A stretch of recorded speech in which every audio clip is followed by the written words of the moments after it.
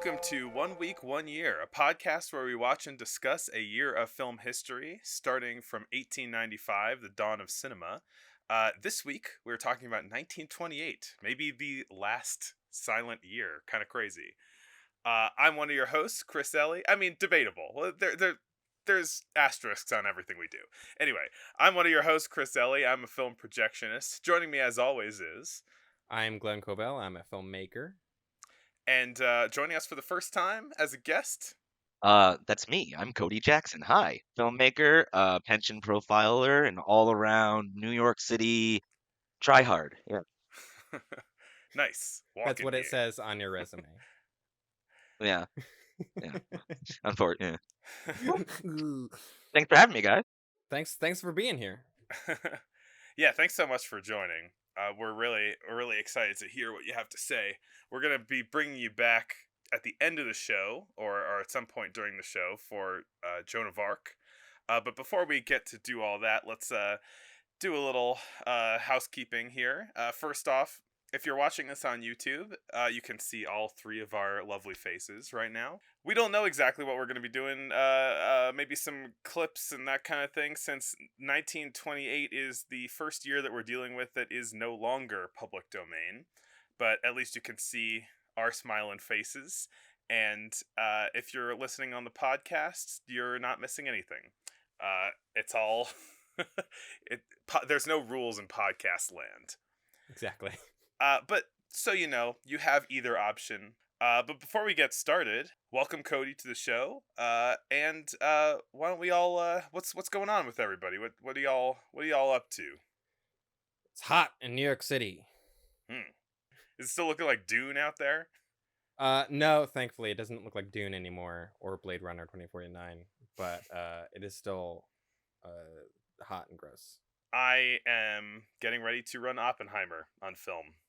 Great. In a week. What format you running that on?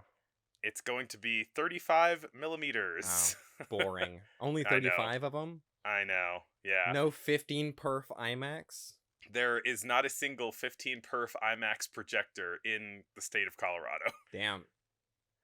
You gotta get one of those up on Red Rocks. That's the way to do it. That'd be sweet. We actually just played Top Gun Maverick at Red Rocks, and because it was released after it came out in a format that was being able to kind of capture both the IMAX aspect ratio and the CinemaScope aspect ratio that the movie was released otherwise, we kind of had an IMAX experience with the screen changing shape and all of that. That's cool. So that's the closest thing we get. Cody, what have you been up to? What's going on in your life? Oh my gosh. Aside from the job that pays money, I've been working on a new short film about homelessness in New York. That I'm kind of enthused about. I just finished my latest draft on that, and I'm going to start trying to figure out possible grants or fund raising for it so I can hopefully shoot it next year. And I'm developing a couple other screenplays in my spare time. Beyond that, I'm like Glenn, man. I'm dealing with the heat. I have a cat. He has one eye, and he eats up a lot of my attention.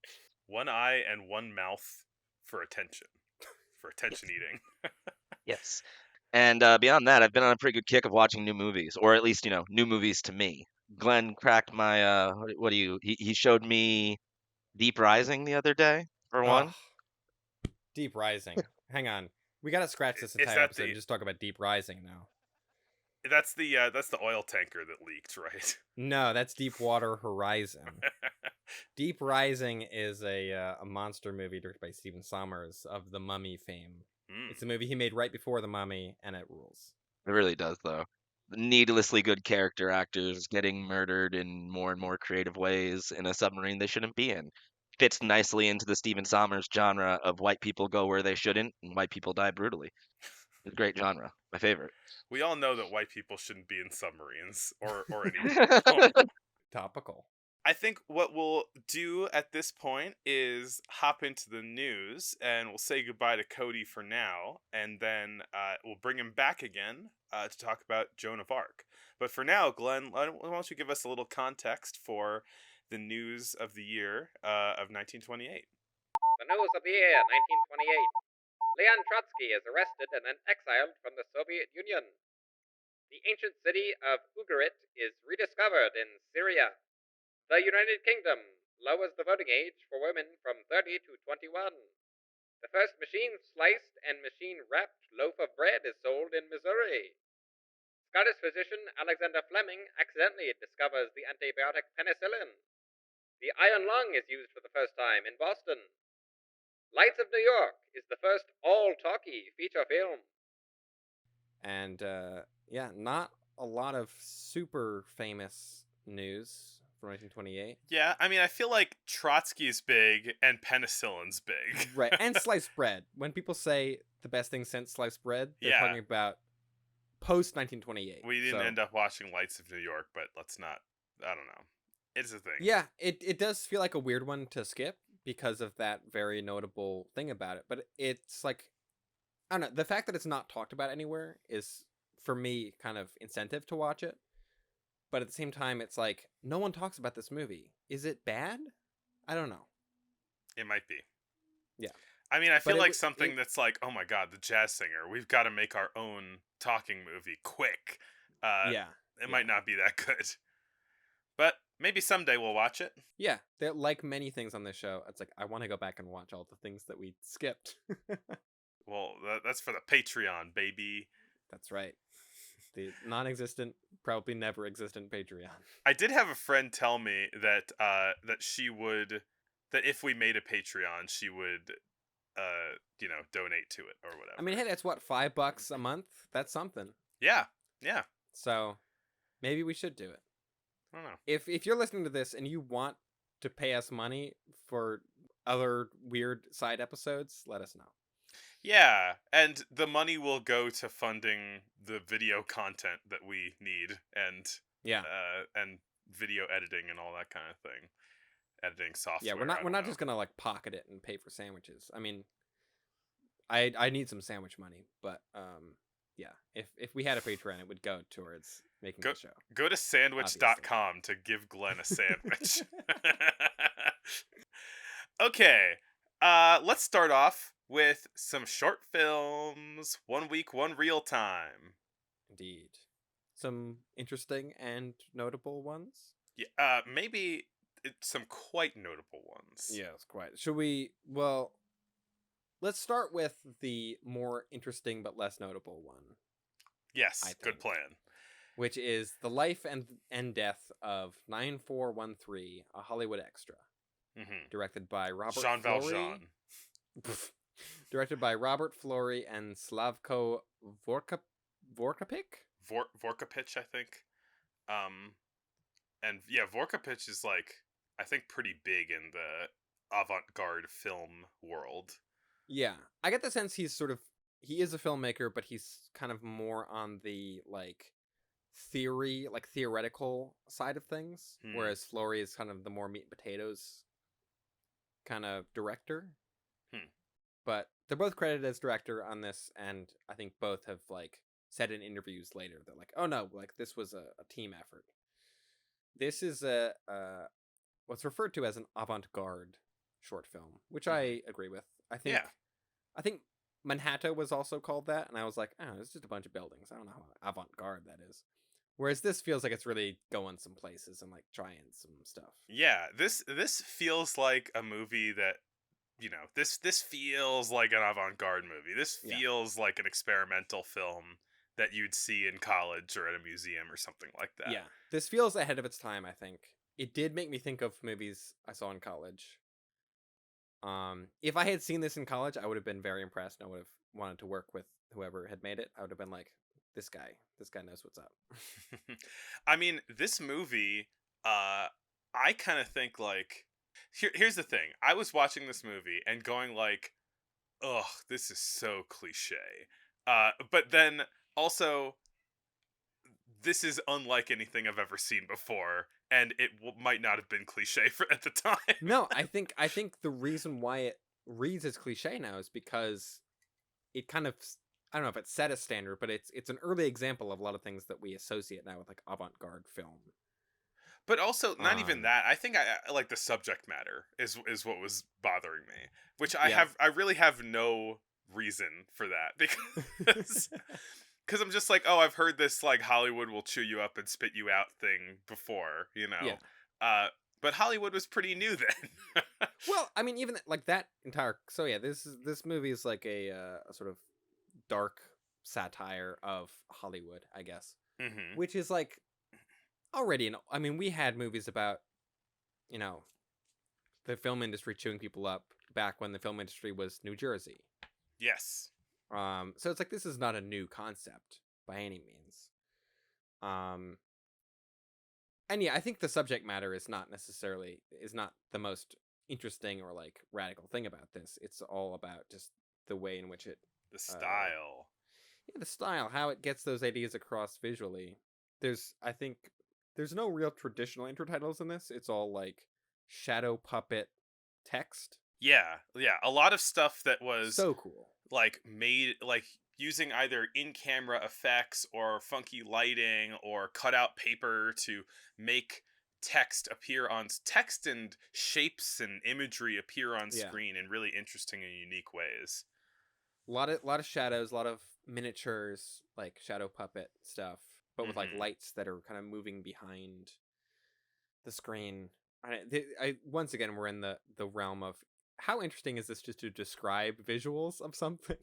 Yeah, I mean, I guess like, all what it comes down to is that like, yeah, it's a guy who is trying to be an extra. It's like using this very kind of iconic archetypical storytelling to say like this one's an extra, this one's a star. He has a star Yeah, on his forehead, yeah, and he's credited as just the symbol star, which is yeah. pretty fun, I think.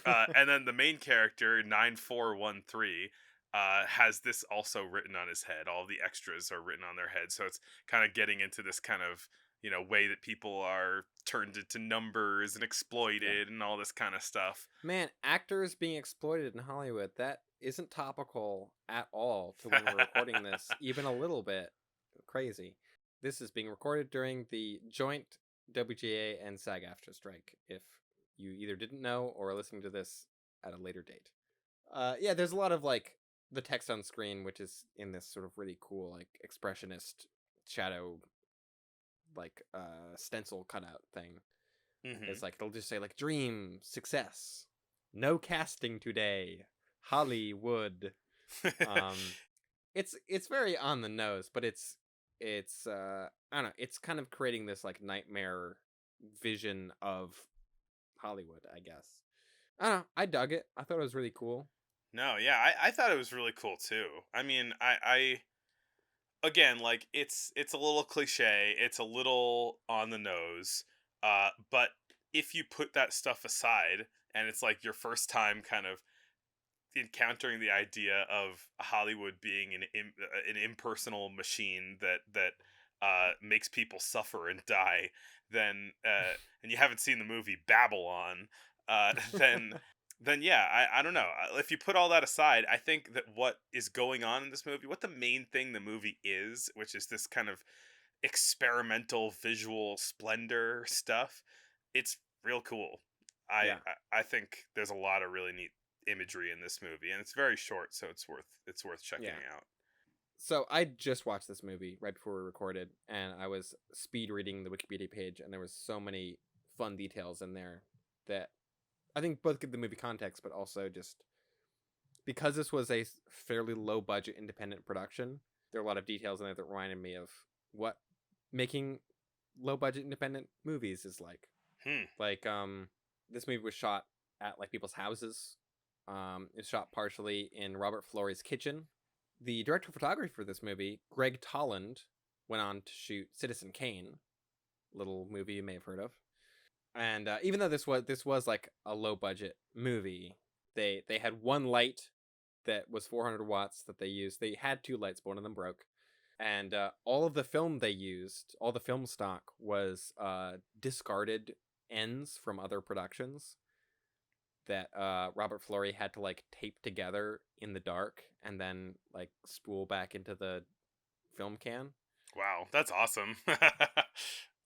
And Robert Florey was born in Paris and started his film career as an assistant to Louis Fayard.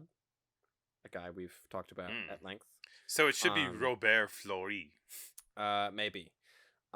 He later became the publicity director for Douglas Fairbanks, which is kind of how he got this movie made. Douglas Fairbanks, I don't know if he actually paid for it, but he kind of helped a lot of the production along, kind of helped produce it. He like helped him.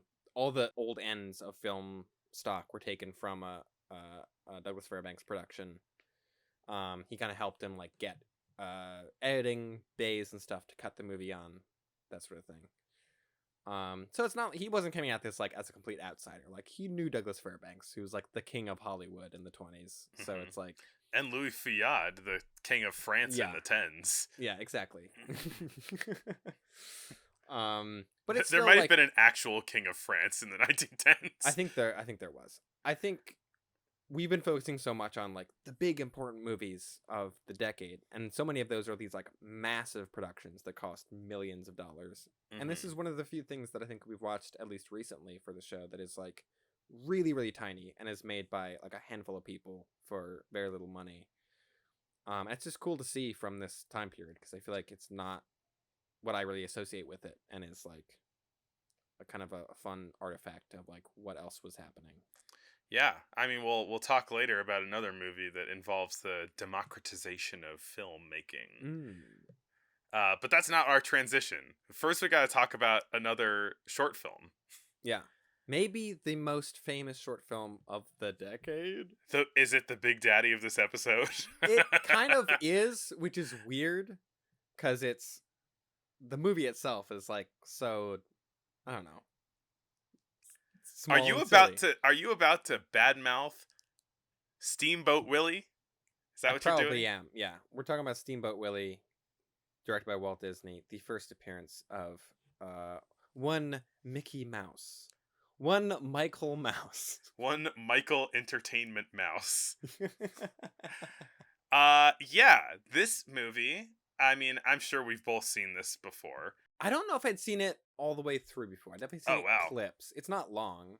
Many millions of people have seen at least a very small part of this movie, because they are now playing it as the Disney logo, so that Disney can keep Mickey Mouse as a trademark instead of a copyright. So because trademark doesn't exist, or because trademark doesn't expire. Anyway, that's all this legal trademarks mumbo aren't jumbo. real. I don't believe in trademarks. Yeah, so we talked last episode about Oswald the Lucky Rabbit, who was Walt Disney's sort of cartoon character creation, and he made those for the studio, and the studio technically owned the rights to Oswald because they owned the cartoons, and so he was like, fine, I'm gonna go make my own cartoon company with a mouse instead of a rabbit, and thus blackjack. Yeah. And thus the most famous cartoon character in the world was born. Most iconic, maybe not most famous, but yeah, it's like Mickey Mouse is, you can draw 3 circles and be like, Mickey Mouse, I know what that is. Yeah. And there's like a whole country in Florida built off of this movie. I guess that's true. Yes. This was also co-directed by Ub Iwerks. I've never known how to say his name. But we'll go he with was Ub. Yeah, his name is Ub Iwerks. How else would you say it? Ub. Oob. Yoob. Listen here, Yoob. But he was a like critical component of early Disney animation, like one of the great original animators. I believe that the Oswald short that we did last year was almost like single-handedly animated by him. So gotta shout him out as well. Yeah. Speaking of the production, this was not the first Mickey Mouse cartoon that was ever made. Yeah. But it was the first one that was released. It was released in late. I think it was the third one made. It was, yes. Yeah. And one of the previous 2 came out later this year, which is a Douglas Fairbanks kind of pastiche parody. And then there's another one called Plain Crazy that came out in the next year, even though it was produced earlier. And that one was originally produced silent, and then they added sound afterward. But maybe we'll get to that one next week. This was, I think, directly inspired by the jazz singer. Disney was like, we got to make sound cartoons now. It's what the world wants. And so Steamboat Willie is sync sound, but there's no real dialogue. No, and I mean, it's getting at this kind of like cartoony, like the cartoons Yeah. don't talk kind of thing. Well, so the parrot does talk. I thought it was gibberish, but then I realized it is dialogue. I just couldn't understand what he was saying. Oh, I just thought it was gibberish. Yeah, he is actually saying things, but it's like, even knowing what he's supposed to be saying, it's still like, I don't know. That still sounds like squawks to me. Yeah. It's also the fact that this is a like 100-year-old, optical sound recording, right? It's like it's not the best quality. So maybe it was a little sharper when it first came out. Yeah. But this so this being the first sound cartoon, it is very much like, look at all the sound that we can do. It's all Yeah. about music and singing and showing off that like whistles on a boat can go off in time with the whistle sound effect. And what this is effectively is a jam session. The whole movie is Mickey Mouse deciding to play some sound, and him and Mickey and Minnie jamming using various impromptu instruments. Yeah, it's him playing impromptu instruments in the meanest possible way, because most of the impromptu instruments are live animals that do not want to be played as instruments. Yeah. This is early a-hole Mickey Mouse. Yeah. Well, like Which I is- said about the Oswald short that we watched, it's like, it's surprisingly mean for like a Disney cartoon. And I mean Yeah. that in like, it isn't just like Disney has darkness and all this stuff throughout their entire history of animated works. But yeah, Mickey is like a real asshole in this short in a way that somewhat surprised me. Like the whole thing felt very mean-spirited to me anyway. I don't know. It's like, it's so cartoony that it's like joyous, I think. Yeah, but it's like, I don't know. It's so mean. It ends with him throwing a potato at a bird and probably killing it. Oh, the bird's fine. It's a cartoon. That's the thing, right? It's like a cartoon. It's cartoon violence. He didn't put the parrot in dip, so. Yeah. The most notable scene of kind of cruelty or just kind of risque-ness from this cartoon was part that was not, I think, not initially in it, because people thought like this was going a little too far, which was a part where he's playing music, like using these animals, some in more cartoony ways, like spinning a goat's tail as if it's a crank on a record player, but others in more just kind of literal ways, where he just picks up a sow and then starts like kind of pressing on her many nipples to make the sow make different noises. Meanwhile, all the babies are like crying because Yeah. their mother has been kidnapped and is being played as an instrument. Yeah, they're like yeah, they're all drinking milk, and then Mickey Mouse just takes the pig and shakes off all the little piglets. And then it's like, hold on, I need an instrument, And that's the thing, it's like, I don't think all of this is supposed to be mean. I don't think it's supposed to like make you go I think it's part of this like weird 1920s cartoon thing where it's like, it to our eyes feels weird and mean and dark, but it's back then it was like, no, this is all just fun, it's cartoons. Playing I don't know, with an man. instrument. It's cartoons. It's whatever. It is, but yeah, it's like 1920s cartoons have that very specific, slightly off vibe to them that I do like. I like 1920s cartoons and how sort of specific their visuals are and the sort of tone of them. But it's still weird to be like, oh, Mickey Mouse, he's gonna, pick up a bunch of animals and play them as instruments against their will. Yeah, I mean, pretty much all of what this movie is Mickey Mouse is on a boat, and then he gets yelled at by Pete, who is his boss, A and mean old boat captain. and then I don't know. Then he just kind of walks around and decides to start playing Yeah. music, basically. Not a super complex story. This one's yeah, he plays a bunch of music and then his boss yells at him again and he has to go peel potatoes. A potato peeling punishment, but it's a triple alliterative. He, but there is some. I think if we're to compare this to other, like previous Disney stuff that we've watched, I do think that this is a step up in terms of smoothness and bounciness of animation. Yeah. And also just like creative cartoon reality stuff Mhm. that I think, it's allowing itself to like break from the real world more. Like I'm thinking specifically of a moment where Pete, the boat captain, is chewing tobacco, and then when he's trying to spit the tobacco out, his teeth just kind of like part ways from each Yeah. other, like a garage door opening or something like that. And then he spit, and then like a kind of spit blob of tobacco comes right out of the hole in the teeth, Yeah. and then it closes back up again. And it's like that's the kind of cartoon stuff that you want to have. That's Yes. what is good about cartoons, is that kind of thing. And I really associate that stuff with 20s cartoons also. So this the title of this movie, Steamboat Willie, is almost definitely a reference to the song Steamboat Bill, which was popular at the time, and is probably most famous for being the inspiration for the title of this movie and for our next movie, our first feature of the episode. Play the feature presentation song. And now we're pleased to bring you our feature presentation. Steamboat Bill Jr., which Uh-huh. is another very famous movie from this year.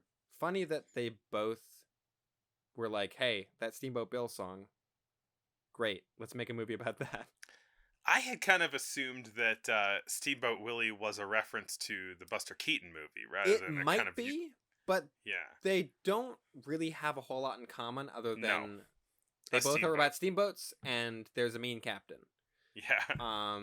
That's about it. Like, it's not really a parody of Steamboat Bill Jr. It was released second, but I definitely get the sense they're both referencing the same song. Mm-hmm. And that was like a thing back then where songs could become popular via sheet music. Right. Did you get that new sheet that just dropped? Yeah. But this is one of Buster Keaton's most famous movies. I'd never seen this one. Yeah, same. I mean, this one has arguably his most famous stunt in it.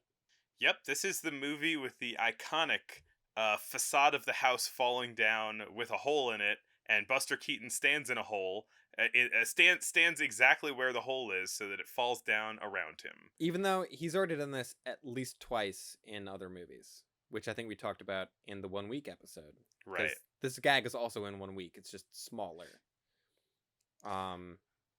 It's definitely the most impressive version of it because he used like a real house facade that weighed like several tons, I think, and probably would have killed him had it hit him. He had like only a couple inches like around him, around his mark. Like he had to be exactly on his mark, otherwise this enormous side of a house would have fallen on him. There's a kind of like, I think some people at the time theorized he might have been suicidal, and that's why he was like, yeah, drop a house on me, I don't care.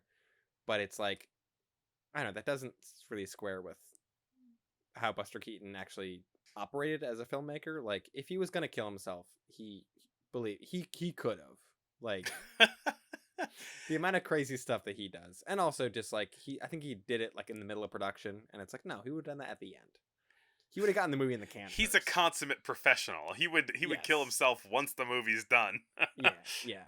I mean, Buster Keaton was definitely prone to depression and alcoholism and all those things, but yeah. But he I was don't know also if I- like I don't just know if I buy that. generally a daredevil. Like Yeah. he was generally a He guy almost kills who's, himself like, in every movie. yeah. It's the only way for him to feel alive. that is during the climax of the movie, which is super bombastic, but we should give like a general idea of what's going on in this movie.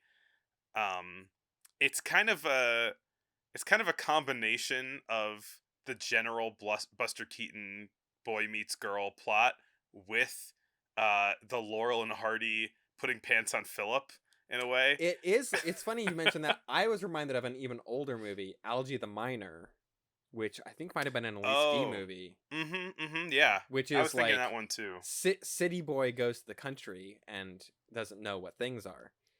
It's very much also like this. It felt like queer coding in a lot of ways in this movie. Kind of, Uh, yeah.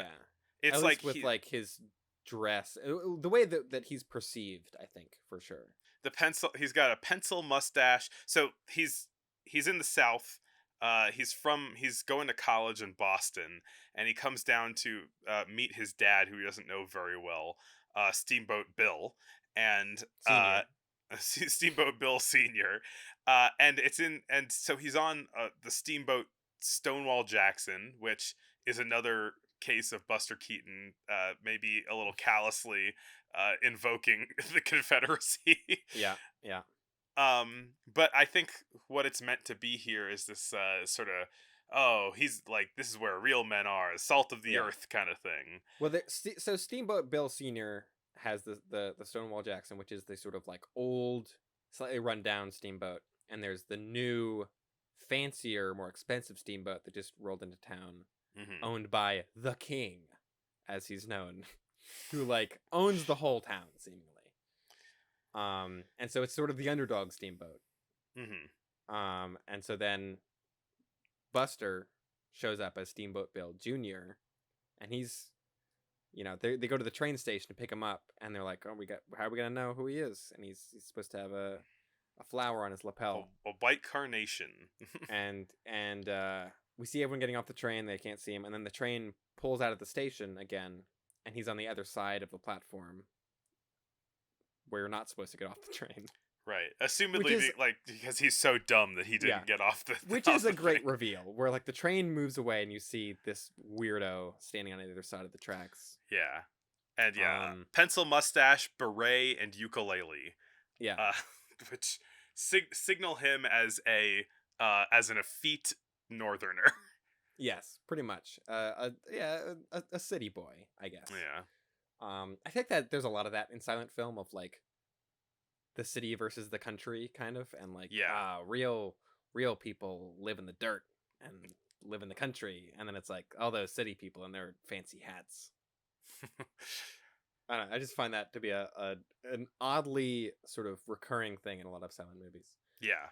And you speak of the hats, because one of the first things that his dad does, he's like, we got to shave that mustache off first off, and then we've got to get you a less gay hat, basically. So they have this extended sequence of Junior trying on dozens of hats, which I thought was going to end with him getting his like classic Buster Keaton pork pie hat. Yeah. But instead they hand that to him like in the middle, and he's like, get that out of here. I don't want to see that hat. That's a really interesting. Yeah, I'm not sure what to make of that, but it's interesting. It's a very like self-conscious joke. Yeah. Of like, we know what Buster Keaton's hat is, right? And then to like acknowledge that and make a joke out of it, I think is pretty funny. Yeah, it's good. Yeah, especially because they have like done previous movies where his hat gets squashed or something, and it turns into his pork pie hat. Yeah, or like he very specifically wants that hat, and this one's like, get it away from me. Yeah, yeah, which is a good gag, and it's like acknowledging kind of his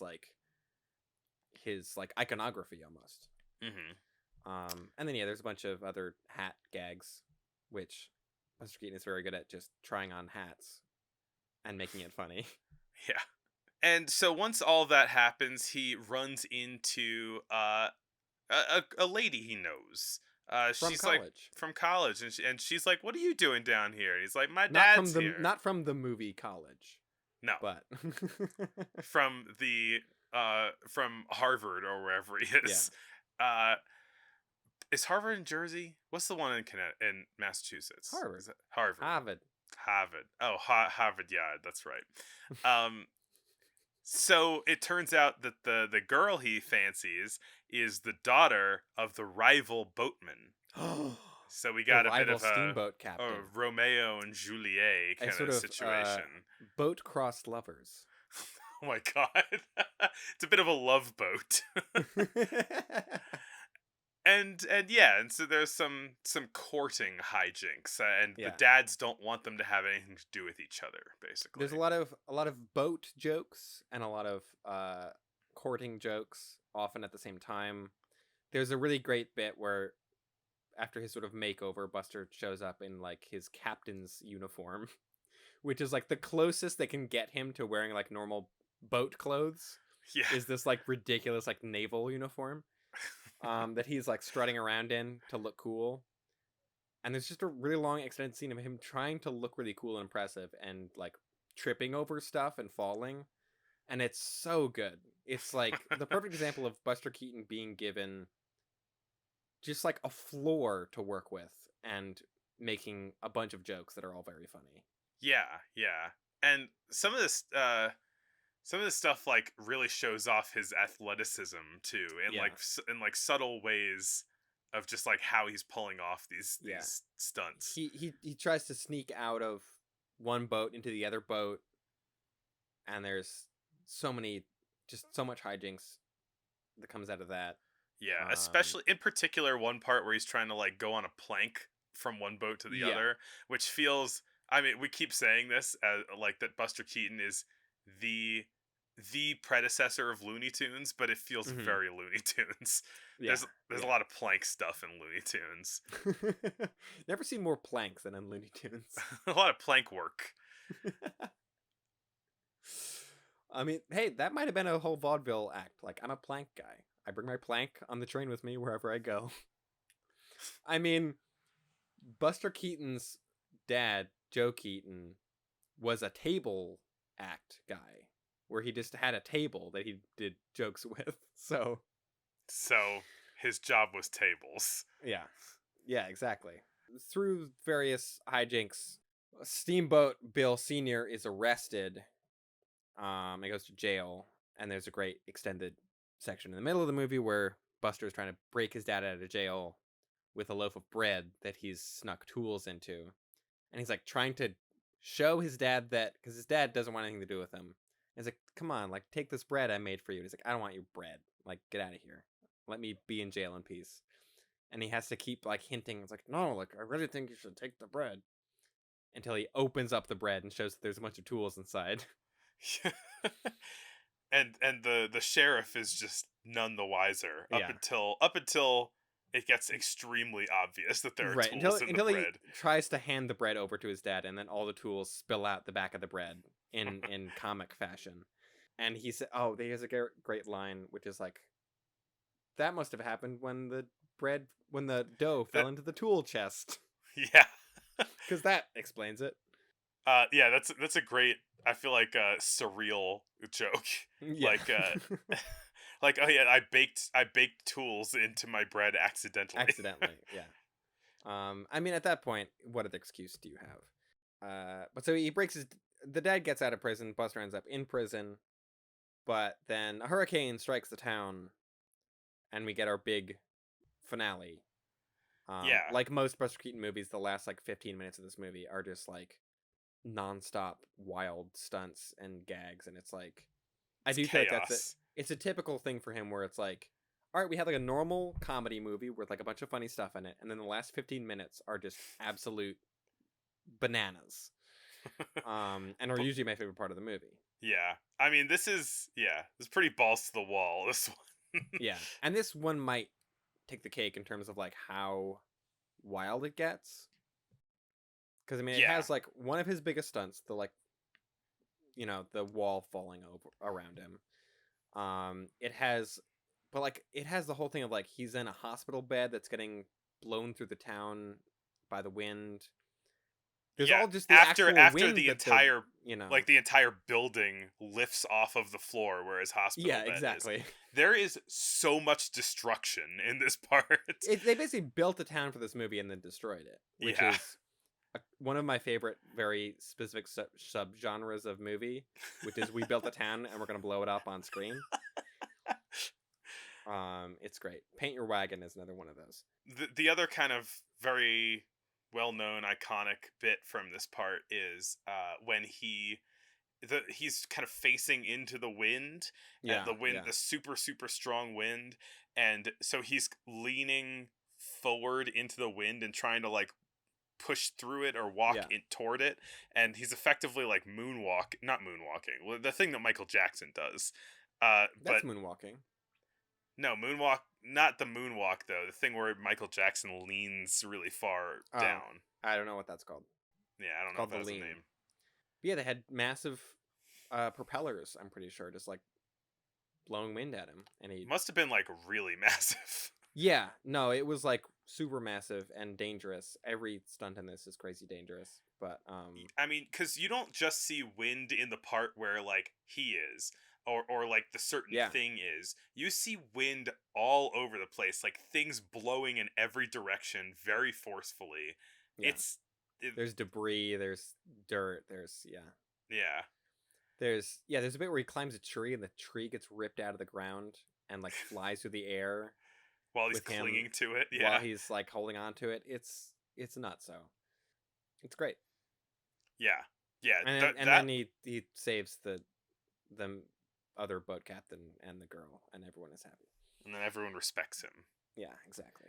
I was a little worried that this movie, see, like at the beginning of the movie with this whole like, he's a wimpy northerner and he should be a strong Confederate, right? And then like I was thinking like, oh, I hope this movie like doesn't kind of end with him learning that he needs to be traditionally masculine or whatever, or like I was thinking it could either end that way or it could end in a way where it was kind of legitimizing the validity of his way of being before. And I think the movie kind of threads the needle between the two.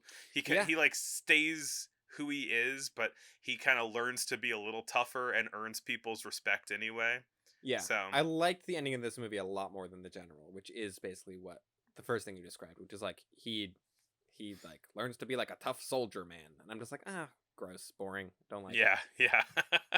Whereas this, it's sort of like he sort of like he is able to like drive the boat, but he drives the boat in like his own way because he like ties rope to everything so he can control it all from one spot, and it's like he uses his college brain. Yeah, exactly. Like he does sort of, he like solves all these problems in a way that other people wouldn't, which is it's just it's a better character arc than the general, I think. Yeah. Should we move on to the next Buster Keaton movie that we're talking about? Double Keaton time. We filled up a lot of this year with comedies, but there were also a lot of big comedies this year. Yeah. And I mean, these are two of Buster Keaton's like most notable movies, I think, are these two. Yes. Yeah. And this one is The Cameraman. A movie that begins as Nightcrawler and ends as Why Don't You Play in Hell? That's a take. I can't argue with it. No, you cannot, because it's correct. Yeah. This, I think, is one of my favorite Buster Keaton movies. I really like The Cameraman a lot. Yeah. He, or at least credited co-director on this is Edward Sedgwick. The co-directors in all of Buster Keaton movies are kind of like, didn't actually do that much on them, I got the sense. Like, or like Buster Keaton didn't like having his credit shared with other people, and he was like, he didn't do anything. Like, a lot of times they would hire a co-director to like rein him in, and then he would like get them to quit by just like annoying them and things like that. Wow. But I think he's worked with Edward Sedgwick a good amount before. I think so. I don't think this was like a super contentious relationship. But this is the last movie with Steamboat Bill Jr. was Buster Keaton's last film under the independently run Buster Keaton Productions, where it was like his name on the building. He didn't really run the company, but it was like he had full creative control. Like, this company existed for him to make Buster Keaton movies. Mm-hmm. The company was actually run by the producer on all of these. Dang, what's his name? Joseph Skank. Okay. And so that Steamboat Bill Jr. was the last movie under that company. That company folded in 1928, and Buster Keaton moved to MGM, which theoretically would have given him way more resources and access to all this stuff. This is the only one where he was given creative control. Basically all of Buster Keaton's movies after The Cameraman, he is sort of like more of a star or director for hire. I haven't seen any of those, but from everything that I've heard or read about them, they pale in comparison to his sort of like his run from like 1920 to 1928 is like his movies, right? Where it's like he can do whatever he wants. He's doing all this crazy stuff, and they're great. Mm-hmm. And then The Cameraman is the last one where it's like they let him do whatever. Because I mean, a lot of his movies were super expensive and didn't always make money. Like The General didn't make a lot of money. Steamboat Bill Jr. I think also didn't make a lot of money. Like these were they weren't flops, I don't think, but they weren't, making their money back and then some. Mm-hmm. So I think The Cameraman was another one of those where it didn't make as much money as they hoped. And so MGM was like, all right, like you got to do what we say now. And all those movies, from what I hear, are way worse. The studio execs, their meddling ruins everything. And so, but it's kind of like sad or disheartening to me because like I think this movie, The Cameraman, is one of his best. Yeah. And it's like, oh, what what other things could he have come up with? Like, how much longer would his like golden years of career have led to if MGM hadn't been such a taskmaster? I don't know. And I don't know how much blame I can lay on MGM, but it is sort of like this is like the last like proper Buster Keaton movie. And this movie, you can definitely tell that MGM was involved because it has their name all over it. Oh yeah. This movie is about, once again, Buster Keaton trying to impress a girl. He is a tintype photographer, hawking his services on the street. But before we see that, there's like this cool montage of like, the cameraman. What a romantic job, and it's all this like mostly real footage of like just people filming stuff, and it's cool, just old footage of people with like hand cranked cameras in different places. Yeah, specifically the newsreel cameraman. They're trying to highlight as someone who goes into war zones to get footage and everything like that. This movie and Life and Death of a Hollywood Extra, they have like certain very small details about film production at this time that I thought were interesting to see. In the short, they show at this point like enormous studio lots that had been built, and this one it's like a bit more of the business of newsreel production, which is interesting, and it feels like Nightcrawler. Yeah. Well, it also goes to show that like, oh yeah, like the newsreel camera guy the job hasn't really changed. Like it's still mostly a freelance gig that people just show up with a camera and like, what do you need filmed?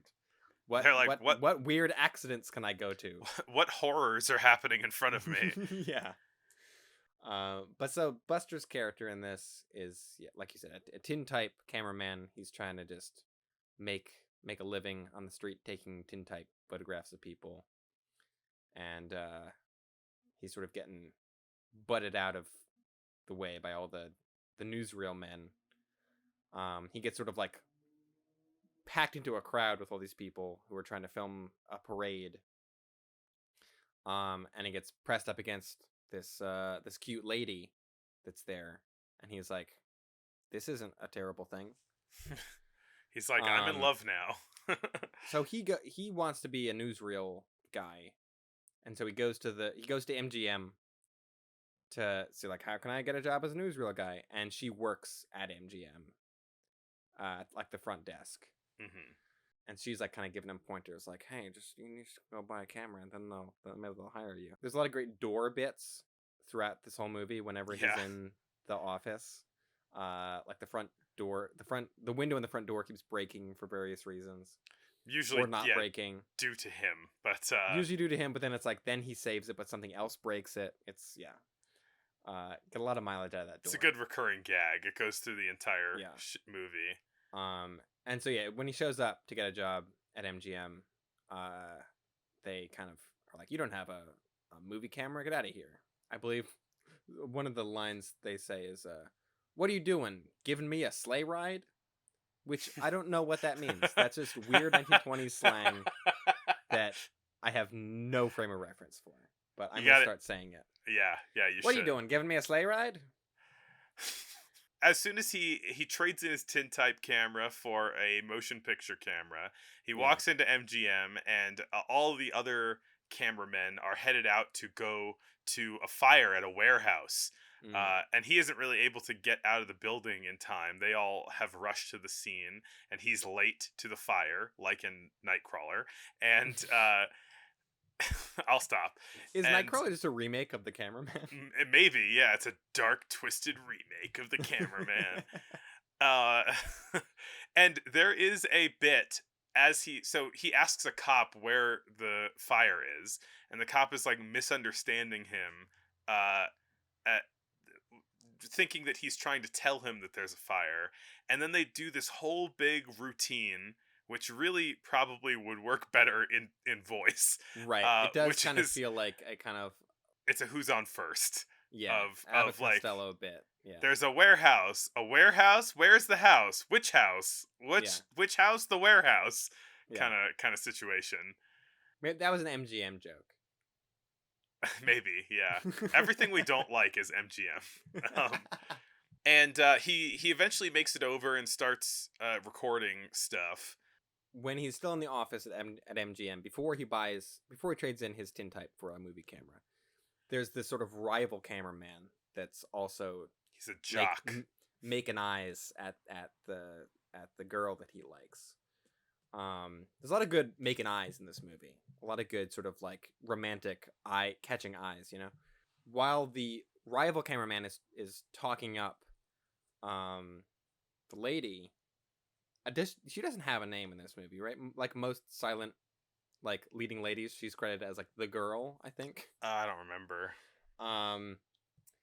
But he kind of leaves his camera to the side, and Buster goes up and starts opening it up and like looking at it and figuring out how it works, which I thought was just a cool callback to how Buster Keaton actually learned how cameras worked, which is he went to a film set one day, didn't know anything about it. Someone gave him a camera to bring home and he like took it all apart and put it back together and like learned everything about it.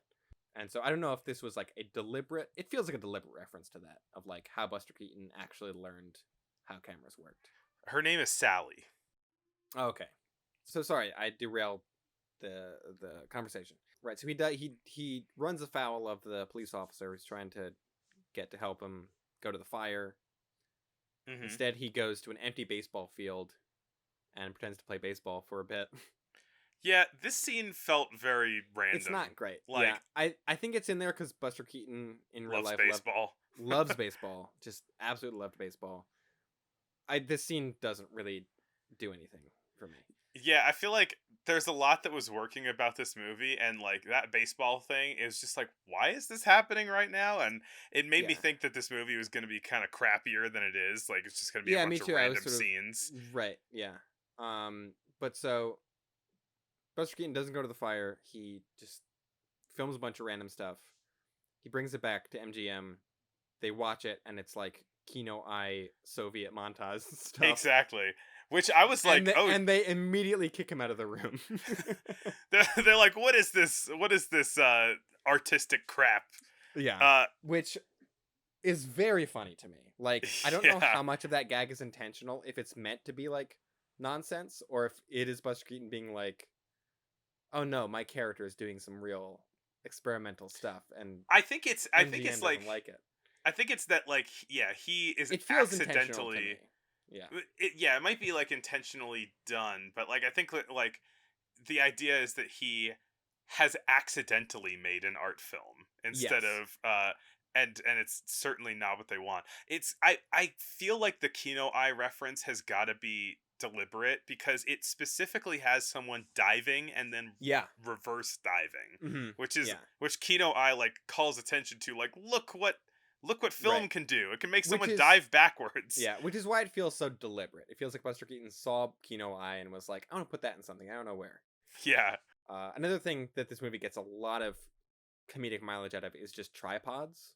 And like old tripods that didn't have spreaders. Spreaders being the thing on the bottom of a tripod that keep all the legs in proportion so the legs don't flop all around.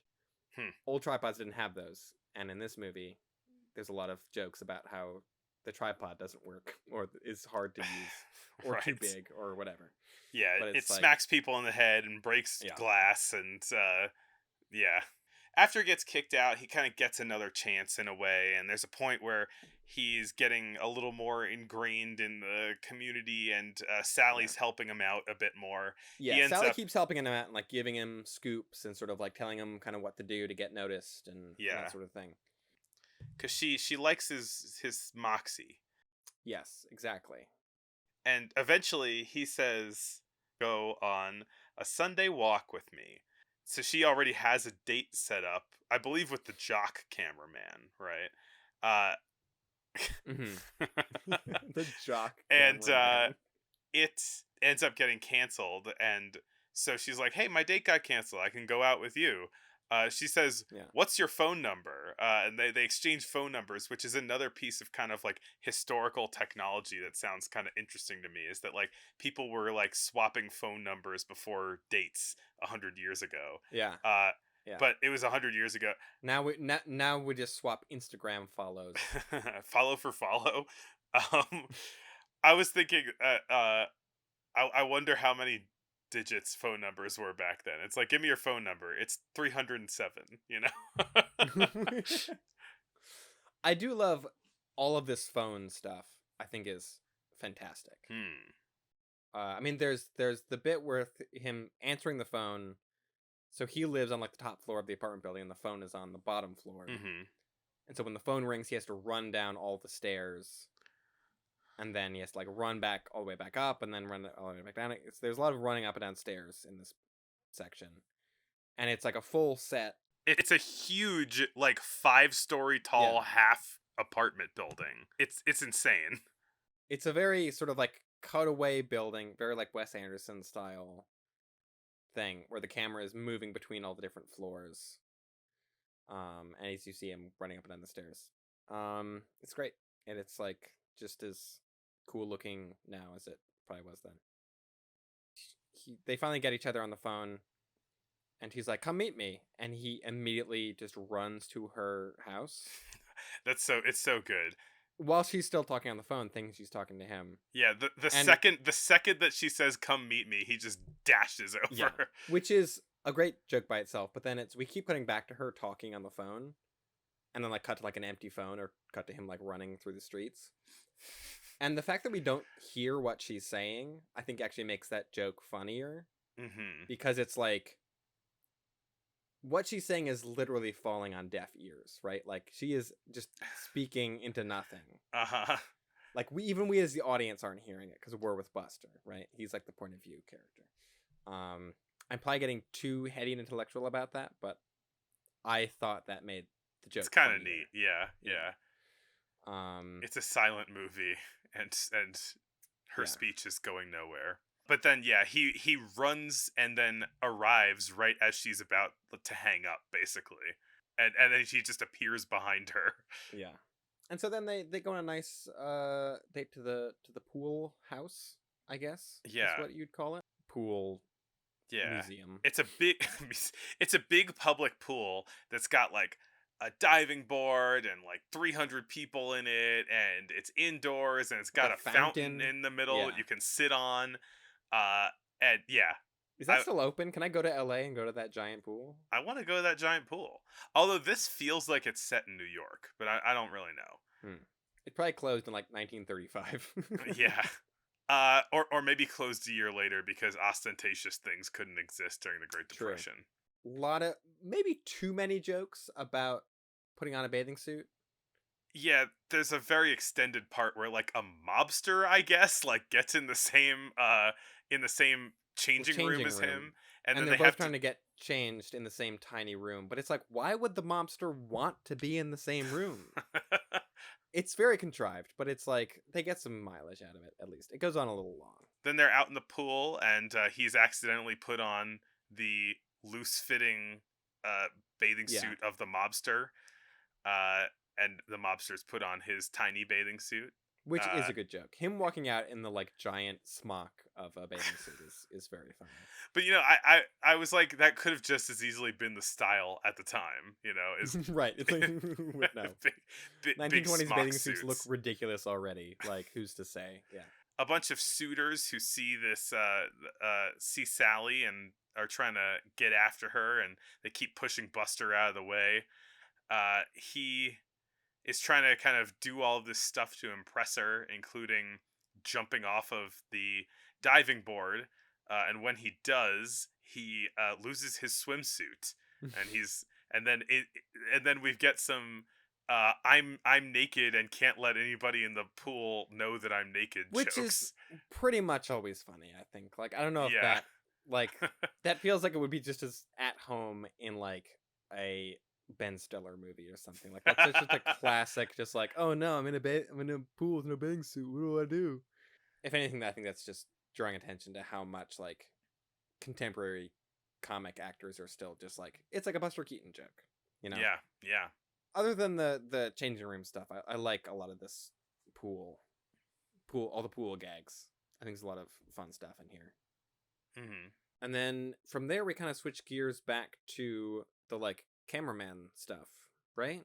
Yeah, I If guess I'm it stops remembering being correctly. so much of a romantic comedy and starts being back to the premise of the film. Right.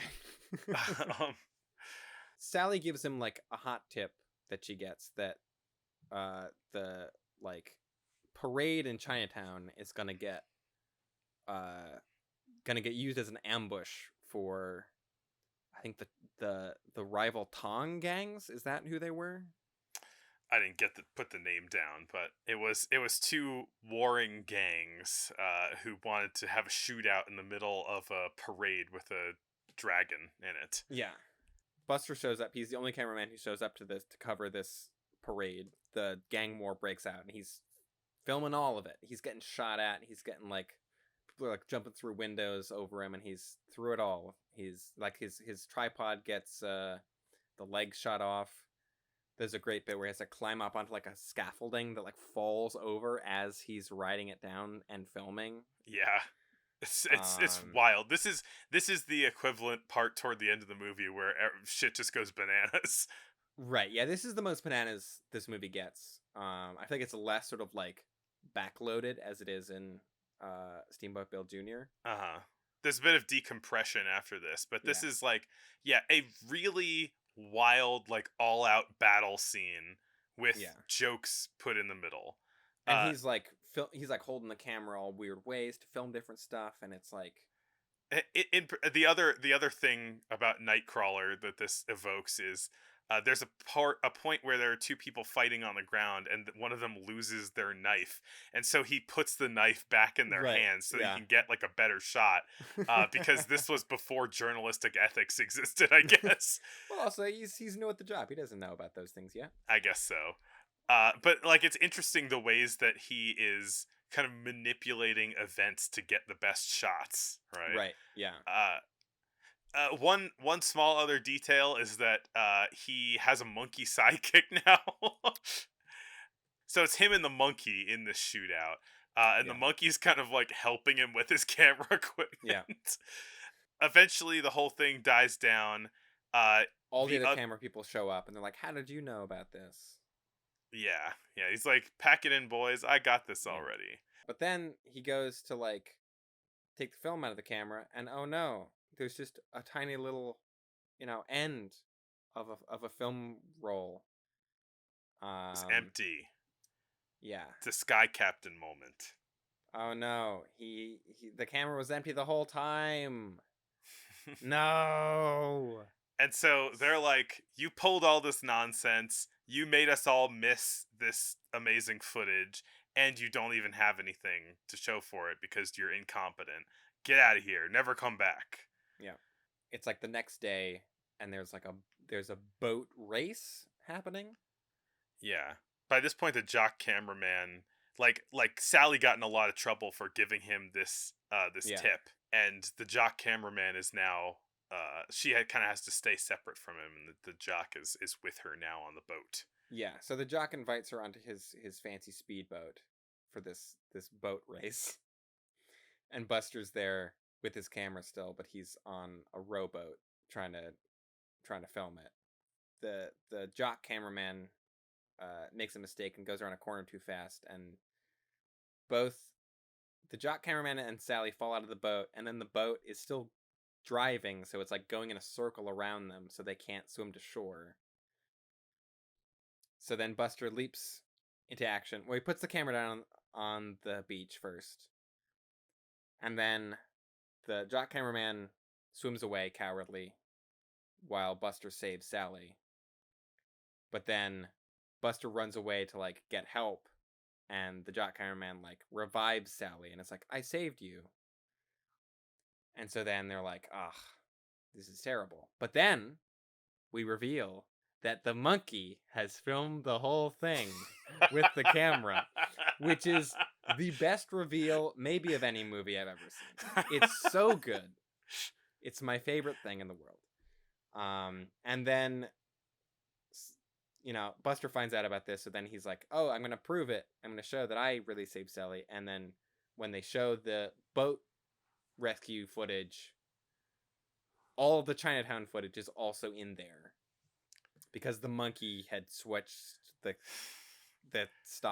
film rolls and the camera or whatever. The monkey was a very good camera assistant, and swapped the film reels. And so then Buster is able to win back Sally from the jock cameraman, who's, you know, discredited and ashamed, and he got his good footage, and he still has a monkey sidekick, and he has like a good job now. The end. Like it's a very funny ending, but it's also like very sweet. I thought there's like a couple jokes that don't quite work or going a little too long, but otherwise this is like up there with, I think Sherlock Jr. might be slightly better. Mm-hmm. Like Sherlock Jr. is a little bit more kind of like, it's more focused. It's a little more. It's going a little wilder with its use of like film as a like joke medium, which this movie doesn't quite go as far with, but I really enjoyed this one a lot. I thought it was a lot of fun. Yes, yeah, me too. I liked it a lot too. By the way, the jock was played by Harold Goodwin, who also played the jock villain in College. Great comedy jock actor. Yeah. Speaking of comedies, we should probably move on to the next one that we watched. Yeah. Which is The Circus by Charles Chaplin. Or Charlie. Charlie Chaplin. This isn't a Charles Chaplin picture. This isn't a drama. Yeah. And this is his first movie since the Gold Rush.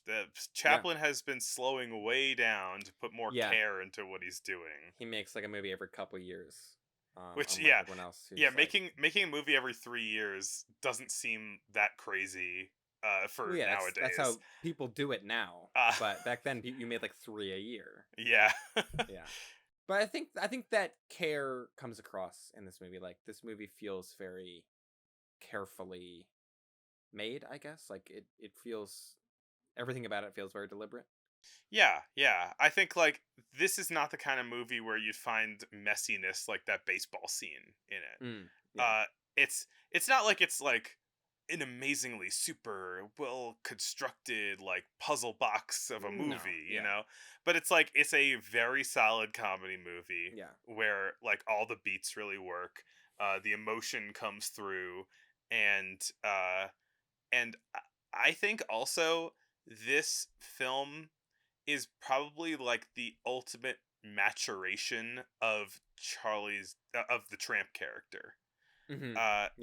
The Tramp in his last movie, The Gold Rush, he was like a different person, and he still had some kind of like human qualities to him, where I think in this movie, the tramp becomes fully like this kind of filmic imp guy, you know? He He is comes from nowhere and goes back to nowhere. yeah, Like, yeah. yeah.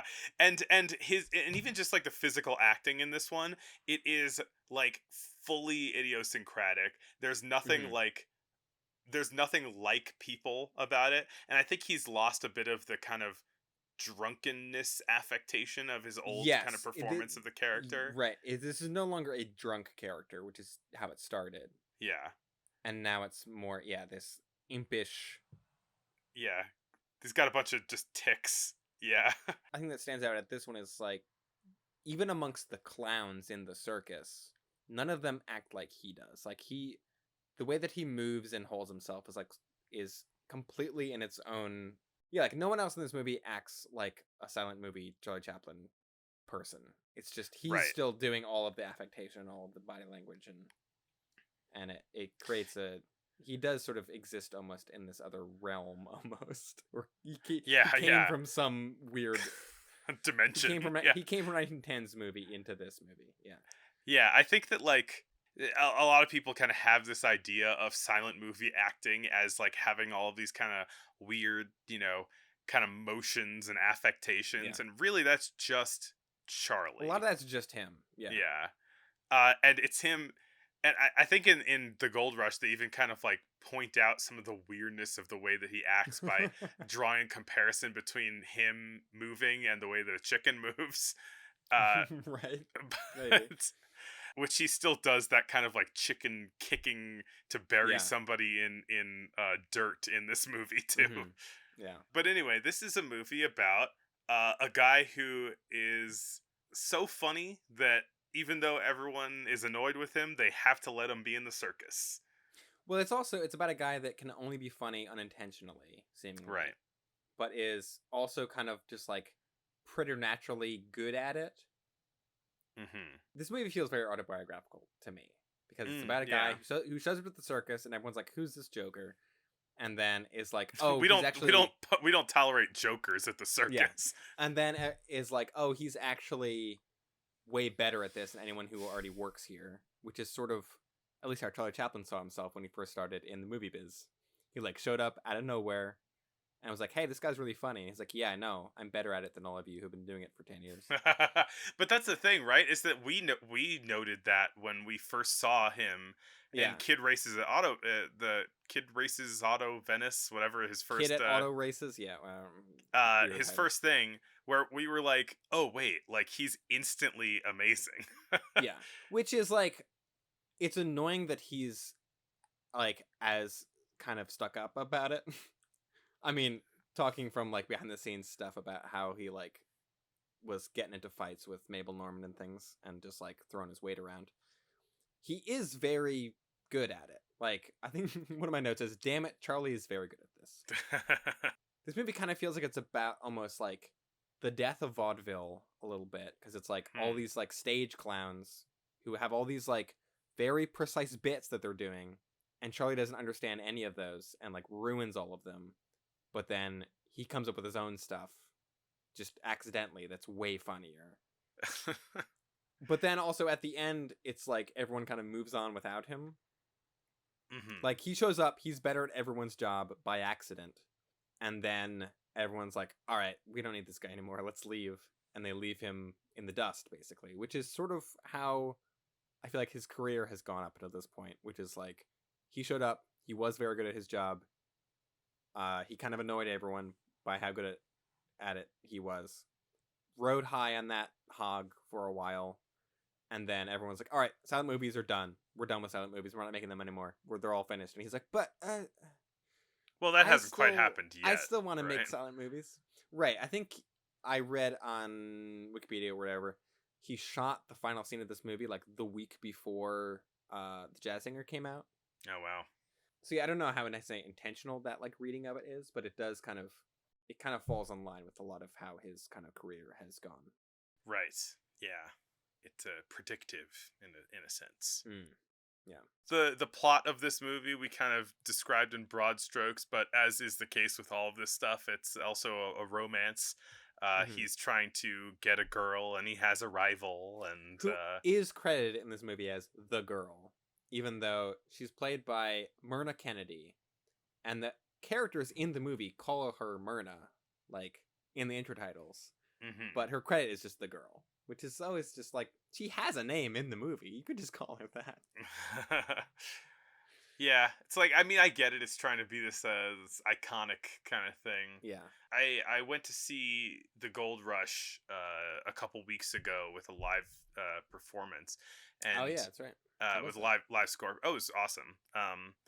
And I learned a lot actually about the way that silent movie music was kind of improvised, like the methods through Mm. which it was improvised back in the day. But in the introduction, they were saying that in the Gold Rush, part of the reason why Charlie was naming people things like the girl, the Hmm. tramp, was as almost like a send up or reference to what D.W. Griffith was doing with like the brown eyes, Mm.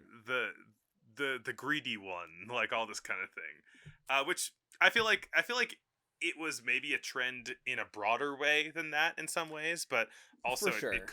could be a bit of a Griffith touch. I mean, yeah, a lot of the Buster Keaton movies also have like a girl, a boy, her dad.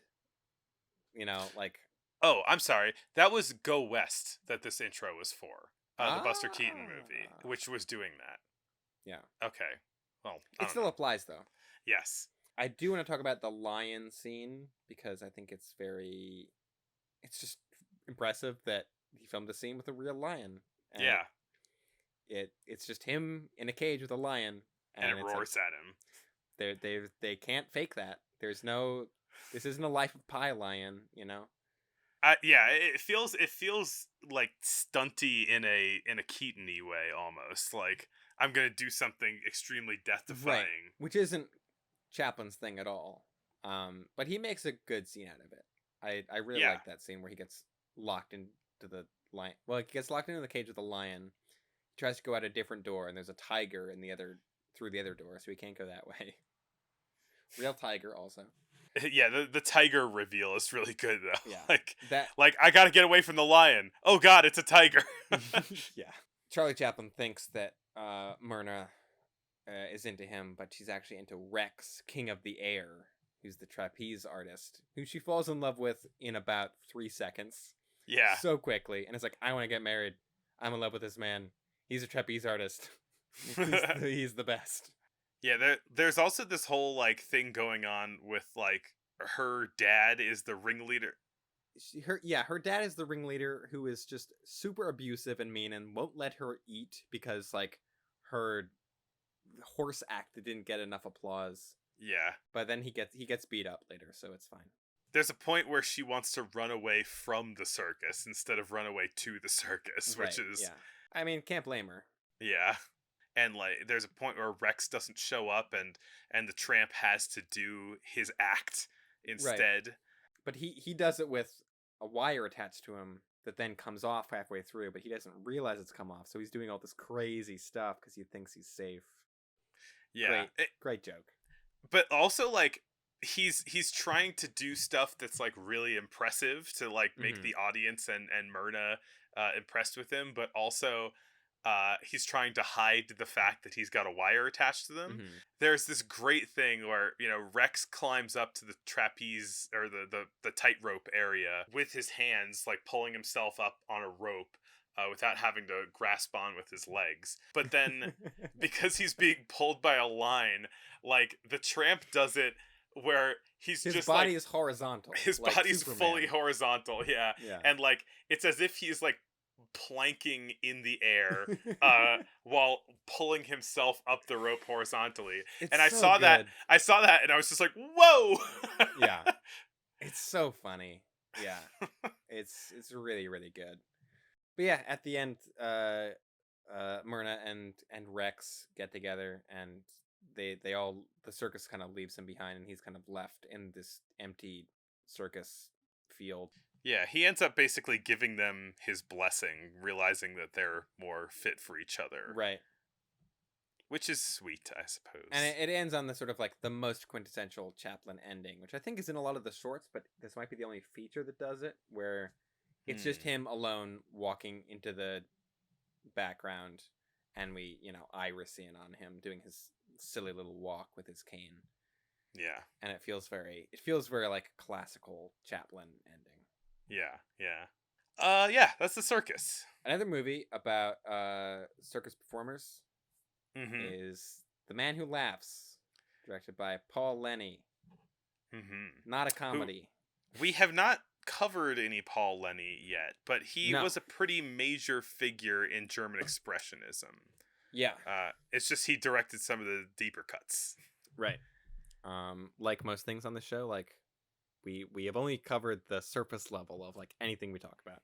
But yeah, this is based on a Victor Hugo novel. Victor Hugo of Phantom of the Opera and Hunchback of Notre Dame fame, both of which have been made into movies starring Lon Chaney. This was supposed to be the next in the sort of like Universal Studios Lon Chaney plays a spooky Victor Hugo character I mean, this movie. feels like it was meant for Lon Chaney, so that makes sense. It feels Because like it a Lon was. Chaney movie. I think it was supposed to be made second after Hunchback of Notre Dame.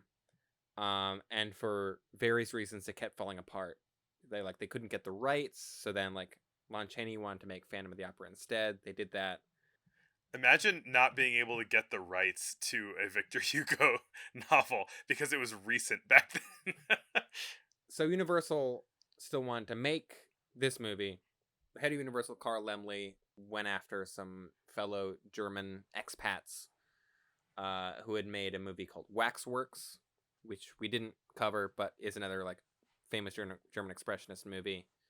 It's sort of a anthology movie that was directed by Paul Lenny and co-starred Adrian Veidt, who we've talked about a few times before. Conrad Veidt? Yeah, not Adrian. Adrian Veidt is the villain from Watchmen. Conrad Veidt, excuse me. Yeah, Conrad Veidt from Hands of Orlok and Cabinet of Dr. Caligari. Yeah. So this is a Universal monster movie. This is part of the original Dark Universe. So it is. And yeah, this movie is dark. It's very dark. It's not really a horror movie though. It's kind of a romantic adventure film. In a way, but also like every moment that he's on screen is so like, terrifying. Yeah, unsettling. Right, because the thing that this movie is the most famous for is the Joker is based on this movie. Send in the clowns. The Batman I think we've villain. used that we've used that audio already before in our intro song. So I thought we used a different Batman villain song for that one. I don't remember, but this is like explicitly has been stated by Bill Finger, Bob Kane, and Jerry Robinson, who were the guys who collectively created the Joker in Batman comics. They were like, "Yep, yeah, no, this movie." They didn't actually watch the movie; they just saw a publicity still from it, which that publicity still is way scarier than the character ever looks in the movie itself. It's kind of like how there's an Osamu Tezuka version of Metropolis that he came up it's with based the on entire the poster, right? Yeah, it's based on the poster of the Fritz Lang Metropolis. Wild. Yeah, the character in this movie is not a villain. He just looks scary because he is smiling all the time and looks like the Joker. Yeah, and part of the idea of this movie is him like he was disfigured by a bunch of like rogue surgeons when he was a kid. Yeah, this like weird made up group, like society of people who like perform surgery on children. The movie is basically a journey of him, being rejected by society and eventually and like making attempts to be accepted, and then kind of in the end realizing that he doesn't need them to accept him. Mm-hmm. He's just gonna have a messed up face and be loved by someone who is blind, so it doesn't matter. It is very sweet in this movie. I found the romance of this movie worked pretty well, and I didn't expect it to when it started out. I think at the beginning, like this whole like guy with a jacked up face and girl who can't see. Yeah. Like, it's like, oh, his worry is that the only reason she loves him is because she can't tell how jacked up his face is, Yeah. right? Yeah. But like, there's a line that she says toward the end of the movie, which is that because she's blind, she's the only one who can see the real him. Mm-hmm. Which is very nice. Yes. It is a good line, and made me my heart swell. You should get that checked out. God closed my eyes so only I could see the real Gwynplaine. Gwynplaine being the main character's name, which is a great name name. also. Yeah. Hi, my name's Gwynplaine. I was thinking through that whole thing. I was like, oh man, like there needs to be babies now named Gwynplaine. Named Gwynplaine? Yeah. Yeah, let's bring in the name Gwynplaine back. So yeah, even though this is like a pretty the like plot of it, other than the fact he has a jacked up face, is a sort of like almost like a swashbuckling like romantic adventure with like dungeons and fights and escapes and things. But because Paul Lenny is a German expressionist director, it's very spooky. Like there's a real sort of like Murnau or Lang-esque like spookiness that hangs over the whole thing. A lot of smoke and shadows and alleyways and such. Yeah, and they're like he keeps kind of covering up his face, so that the other people aren't kind of staring at him. Yeah. But then every time he uncovers his face, it just makes the whole scene it's just like, so whoa. like unsettling. It's like, wow. Yeah. And yeah, the face that he does is very good. It's very creepy. He's got unsettling. Like big fake teeth, perpetual like forced like giant grin. But like he's grinning, but like his eyes are sad, so it's this just like upsetting expression. Yeah, which Conrad Veidt kills it in this movie. He's fantastic. This might be the best thing I've seen him do, and this is kind of other than Caligari. This is like because Caligari is famous for a bunch of other reasons. This movie's basically famous for him. Yeah. And he's not even top billed. I know, crazy. The makeup for Gwynplaine was done by Jack Pierce, who will go on to do the Frankenstein, Wolfman, and Mummy Universal movies. So he's like the Universal monster guy. So yeah, like Lon Chaney did all his own makeup, but now we're moving on to the Jack Pierce era of Universal jacked up faces. Hey, I just jacked up your face. Yeah, there's a lot of cool like dungeon, prison, castle stuff in this movie. Yeah. I mean, a lot of this movie is like, speaking of castles, this is like a very kind of like royal intrigue movie. Yeah. Which, yeah, like the original reason why Gwynplaine was disfigured was he was the son of a lord who was kind of a rogue lord, and King Henry II, I believe, was not a fan of him, and so he's like, I hired some weirdos to mess up your kid's face. How do you like that? Also, now I'm going to put you in an Iron Maiden. Yes. So that Lord, Gwynplaine's dad, the Lord, is also played by Conrad Veidt, which is kind of cool. Oh, I didn't notice that. Yeah, I didn't notice it at all watching the movie, but afterwards I was like, oh, cool, that is the same guy. The kid is cast out into the cold. He finds like a random girl a baby. A random baby. He's like 10 years old. He finds a random baby who is in the arms of her frozen mother. Yeah. Just recently deceased, I suppose. From Faust. Yeah. And so he kind of takes the baby and then runs into this roving philosopher. Roving philosopher Ursus. Philosopher / like theater guy. Yeah. Who has a dog named Homo. Right, which is, don't laugh, is a reference to the Latin phrase, what is it? Homo canis. I mean, it's like a Homo sapien. It's like, yeah. No, but it's specifically in reference to a Latin phrase, Homo homini lupus, which translates roughly to a man is a wolf to another man. Okay, but man is Homo. True, yes. And there are many intertitles in this movie where they are talking to the dog, and it's very silly because It's they like, say things like, "Be quiet, homo." yes.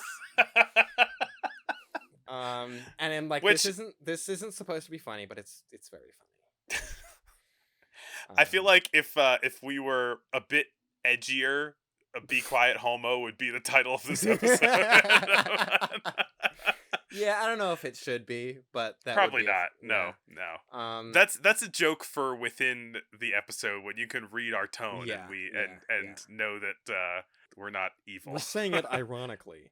Yeah. And so then it says that Gwynplaine became a strolling player, which is also something that made me laugh unintentionally.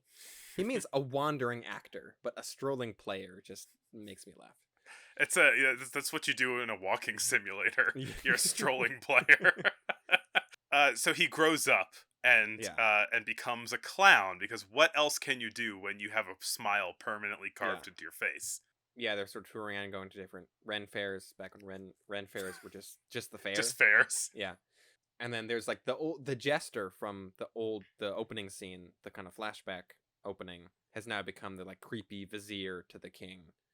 Mm-hmm. And there's a duchess who's kind of has been given Gwynplaine's family's old manor house, but is like trying to make a play for. She's like trying to get married to this doofy lord that no one likes.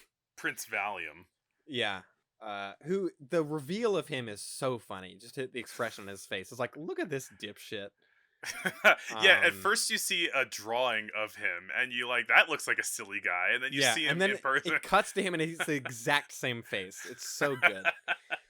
But so like the Duchess sees Gwynplaine's act and is like, this guy's crazy. I think I want a piece of that. The Duchess is like trying to seduce Gwynplaine. I forget exactly why.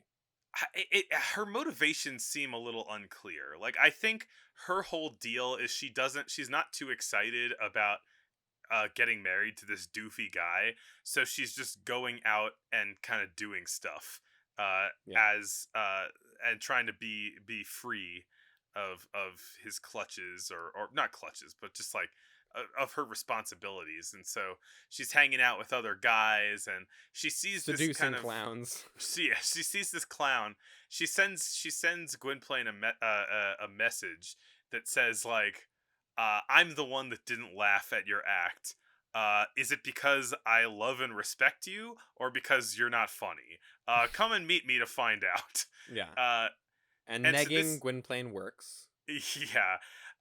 He I mean, it's interesting because it's like it presents him an opportunity to like he's basically like, maybe I'm not so horrifying that if like Yeah. somebody does love me despite what I look like, because uh what's her name? D. D. The blind girl doesn't count because she can't see him. So he Yeah. says like, maybe I can be like real serious actual person if someone Yeah. loves me, even if I look disfigured. Yeah. Him and D, who is the baby from the beginning. I don't know if we mentioned that. Are like clearly already in love, but he's just super insecure about it because he's got a jacked up face. So yeah, this is sort of like this is like a sort of moment of doubt for him where he's like, oh shit, he's never been able to fully accept like his own face, and so the fact that this rich lady is like, hey, I think your face is kind of cool. He's like, what, me? And so even though he's like kind of reluctant about it, he does go and meet her, but he's like so put off by it. Like she ends up laughing at him not because of his face, but he thinks that she's laughing at his face. And so he runs away. And that pisses her off. And then some sword fights happen. They think Gwynplaine dies because he goes to the dungeon and they see like a body getting carried out. But yeah, it kind of gets revealed amongst the royalty that he is actually the son of the Lord, which he doesn't the heir know to this massive fortune. Yeah. And then like they try to make him into like a lord. They like put a big wig on him and bring him in. Yeah, they simultaneously try and like bring him into the fold, and also like other people are trying to get rid of him so that they can keep their position. A lot of intrigue going on. Yeah. I did really like the scene where he is like presented to the like all the lords in his like wig, and he just tears them all down, kind of. Yeah, there's a great like cool like sword fight at the end, big escape. Yeah, there's a big kind of like Um, Frankenstein-y kind of mob that yeah, chases him. a lot of torches, pitchforks, that sort of stuff. Yeah.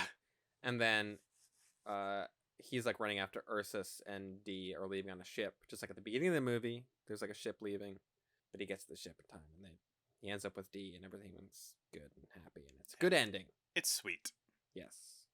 They so at the end of the movie they repeat all the cast credits, and there's a thing at the top that says, "This is repeated at the request of picture patrons who desire to check the names of performers whose work has pleased them." Which is, I want that to be at the end of every movie. It's like, I guess, yeah, that is what credits are for.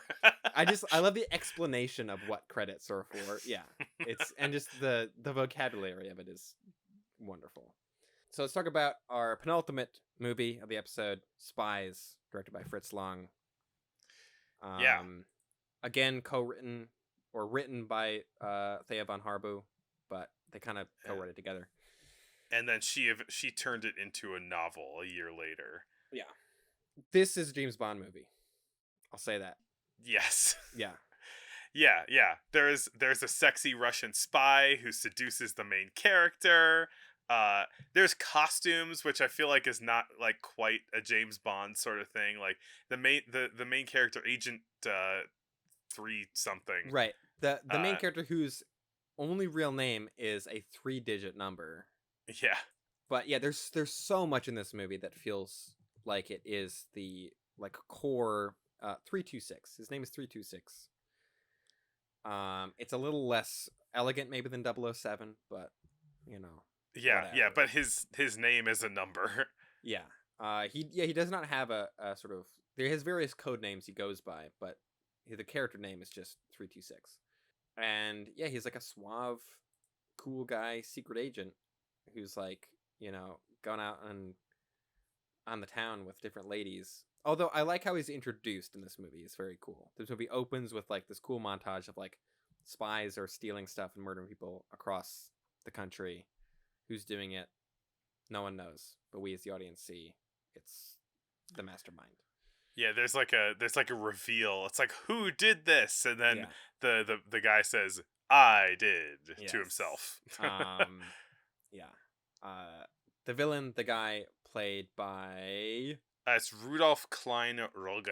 Yeah, Rudolph Klein-Roge, who I don't know if we mentioned in the Metropolis episode, was originally married to Thea von Harbu before Thea von Harbu left him for Fritz Lang, which is exactly the dynamic in Metropolis with his character. Wild. Anyway, he's the villain in this movie. They made a bunch of movies together, so clearly there were not that many hard feelings. But the first time we meet 326 in this movie, he is seemingly a sort of like a hobo, destitute, like a tramp, one might even say. Yeah.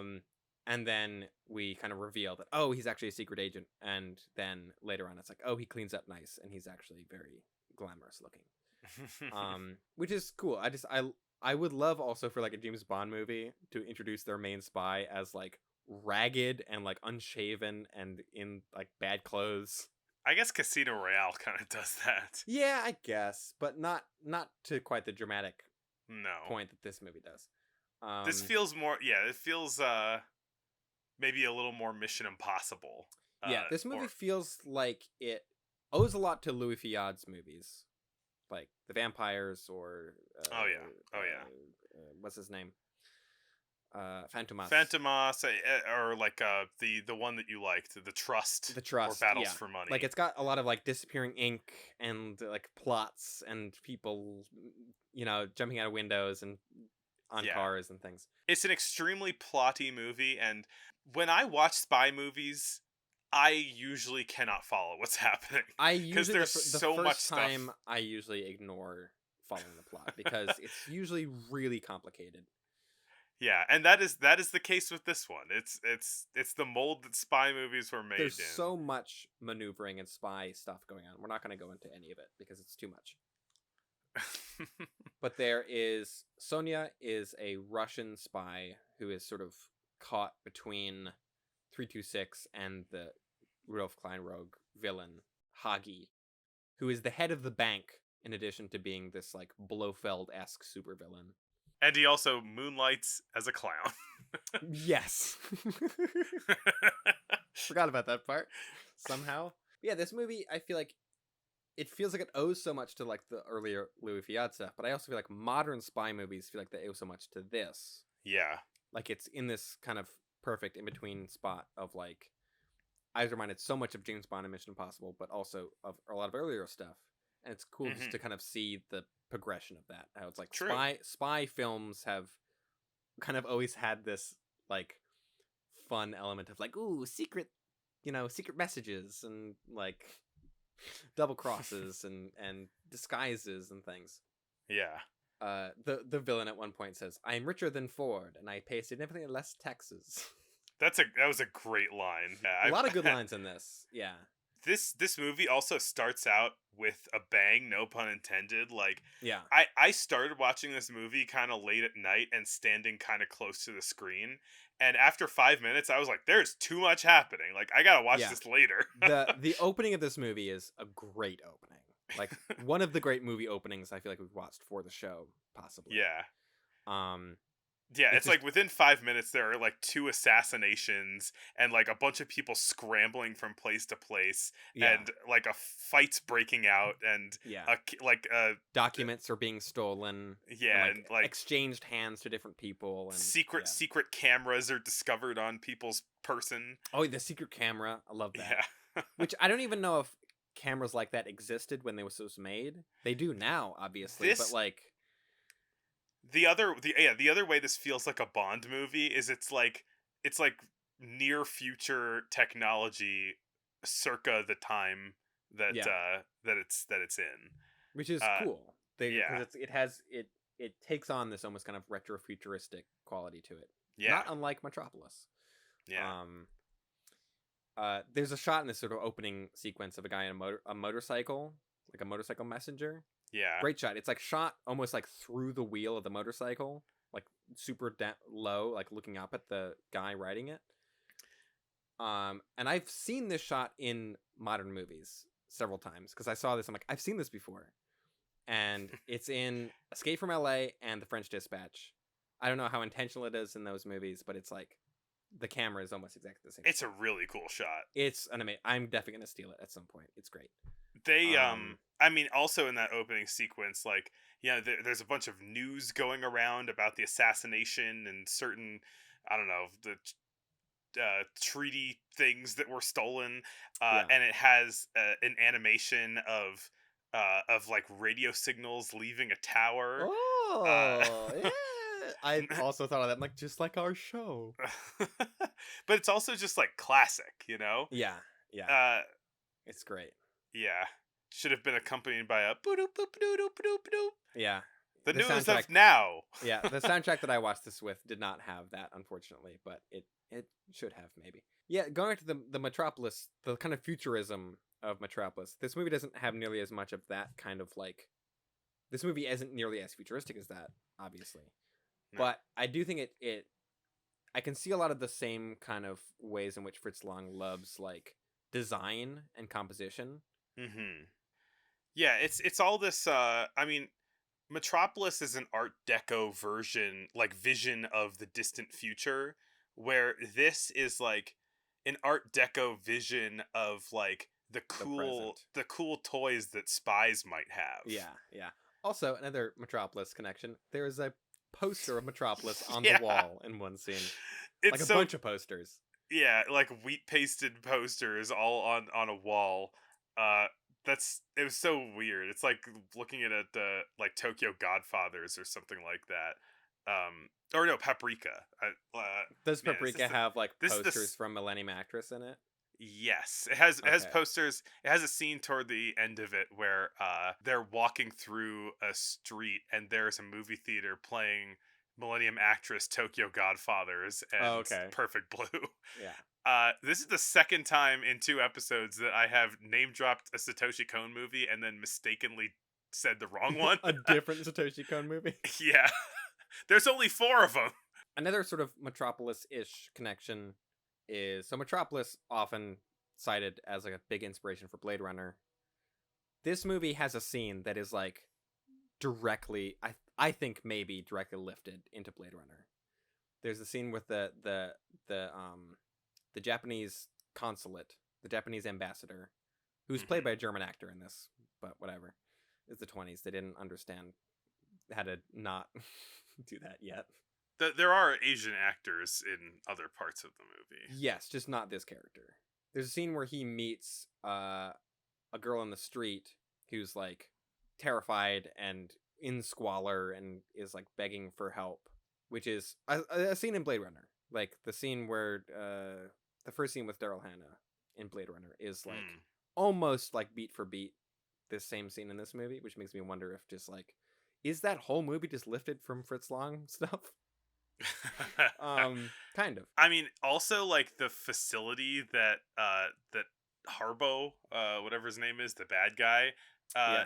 the Hagi. whole like, yeah, Hagi, the whole facility that of evil people that Hagi Yeah. is in, it reminded me of that building that is in a bunch of different Hollywood things. The Bradbury Building, The Bradbury Building, which is in Blade Runner, where that scene takes place. Yeah.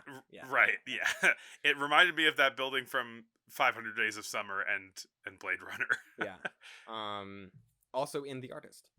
And there's a couple other places in this movie where I was like, oh, this shot really reminds me of something from like a newer thing. And I always wonder in that instance, like, was that like the Coen brothers or somebody being like, spies, cool movie, let's steal that shot? Or is it just like, sometimes you frame people walking upstairs and it's gonna look the same, you know? I don't know. Yeah, I don't know.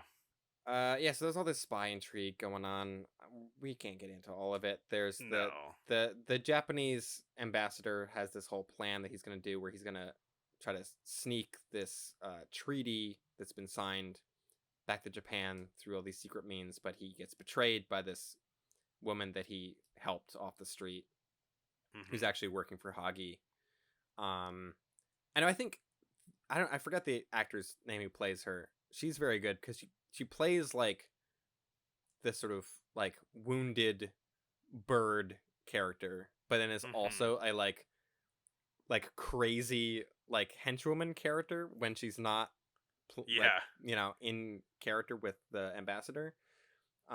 Which I thought she played that kind of double role really well. Yeah.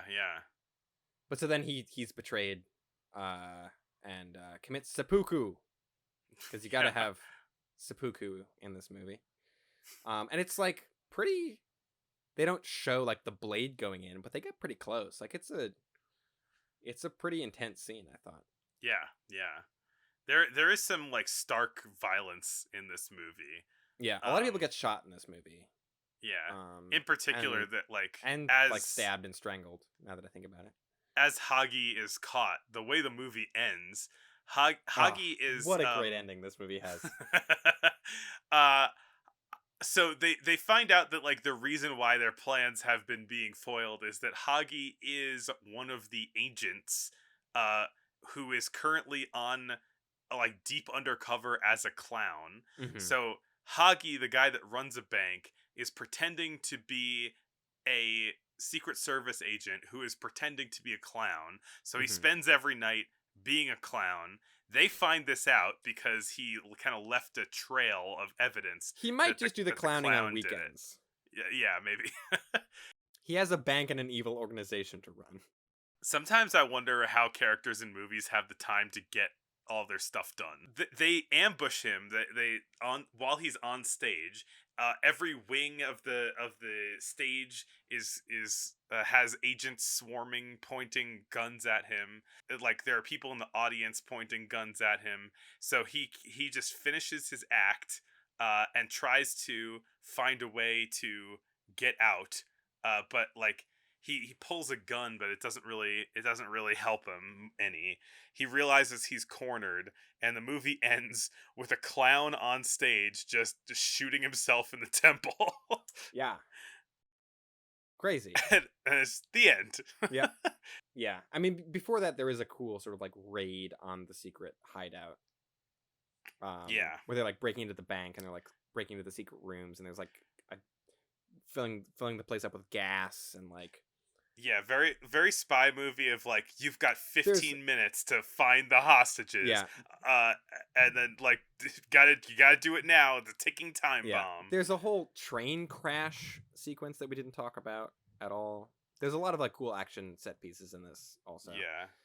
There's when the Sonya, the Russian spy, and the main agent go on a 326. date.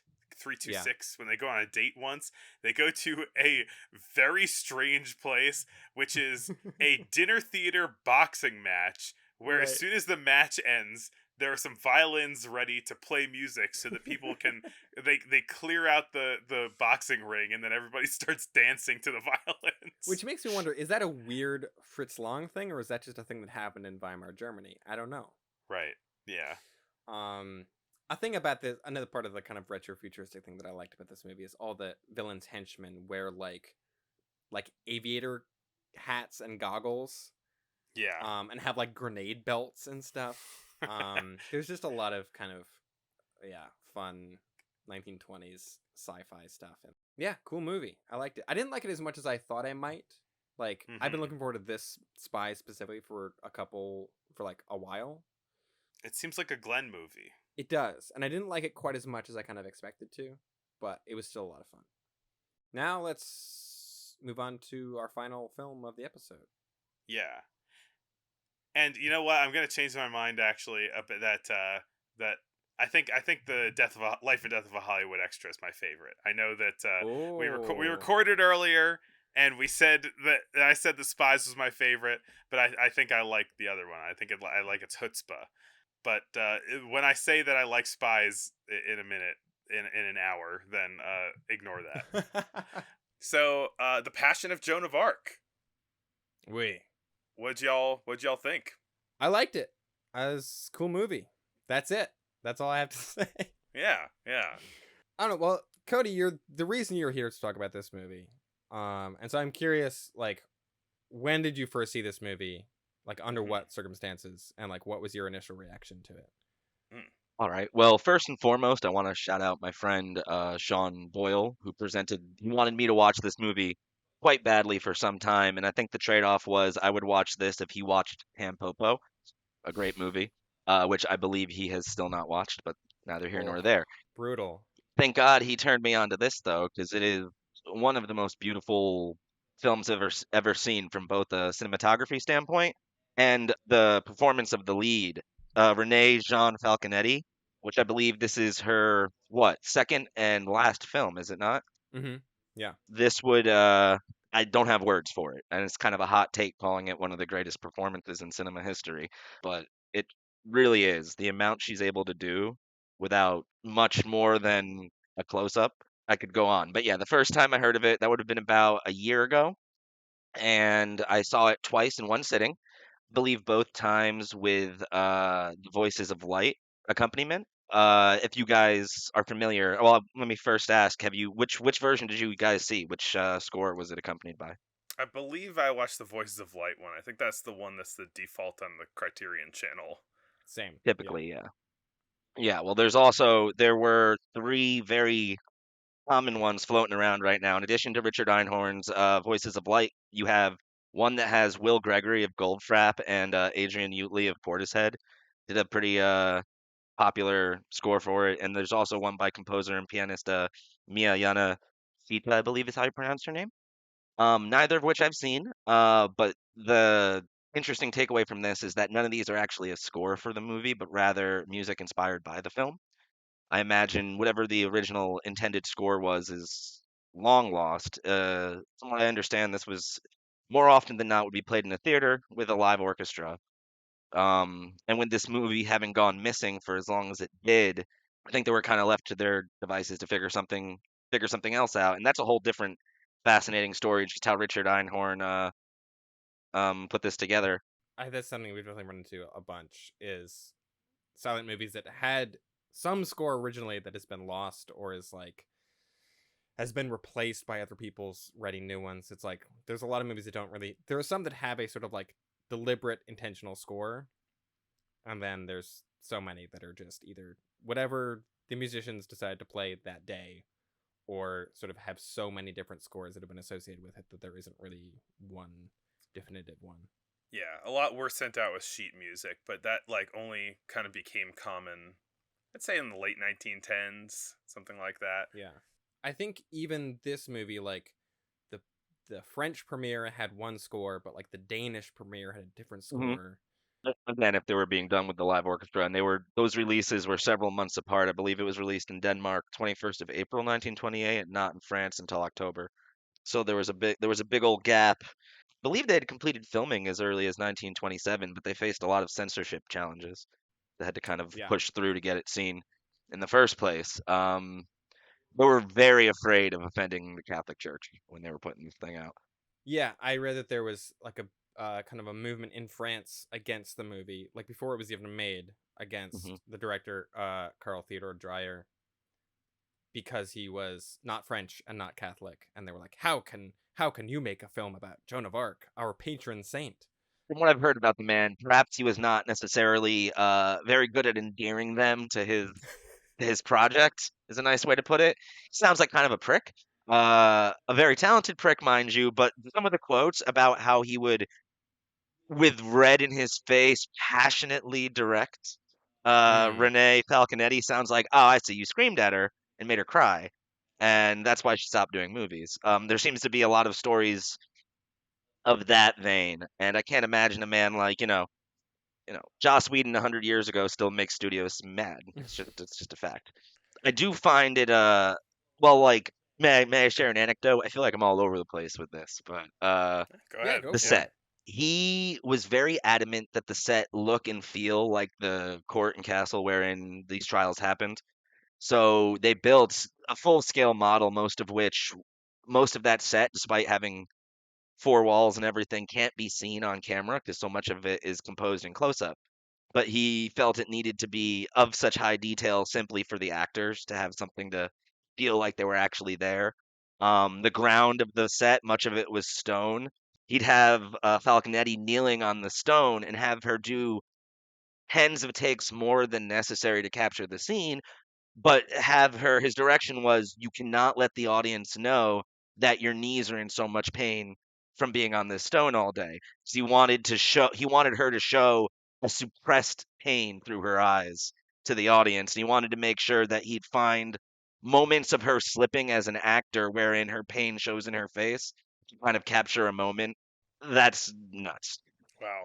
Yeah, I mean, it kind of reminds me of like the way that Spielberg, Shots fired.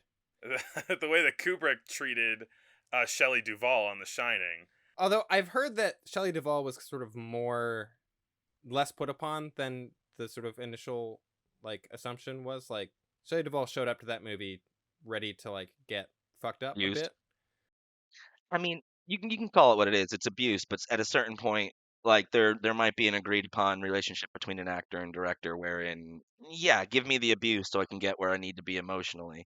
That doesn't mean that I don't think that filmmaker won't sometimes cross a line when given that kind of room to play, so to Oh yeah, speak.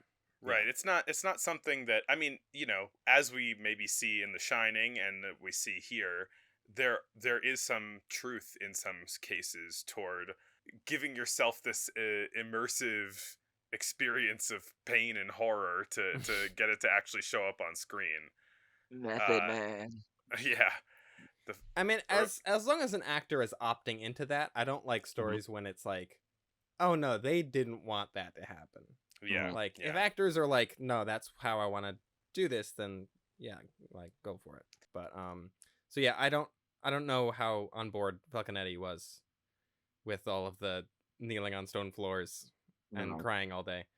I do imagine her never doing a movie again is not ammo for doesn't feel like ammo that she was Yeah, on board.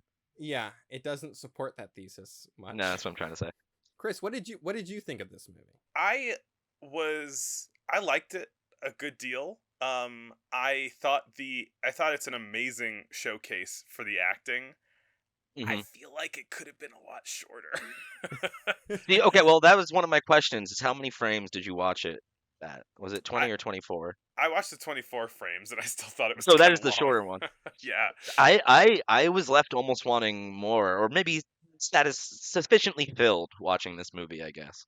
And I was more worried about that because I'm not as obviously not as practiced in the in film from the era as you guys are. This is atypical for that time, I Oh think. yeah, Yeah, no, it's no, no. I got very that sense atypical. for sure. Which, So this movie, part of what characterizes it, uh, and I guess I guess at some point very soon we probably should back up and just give a general idea of what happens in the movie. But this movie is composed out of a lot of really tight close-ups and mhm, just like showing somebody's face in really close on her face for 70% of the entire movie, basically.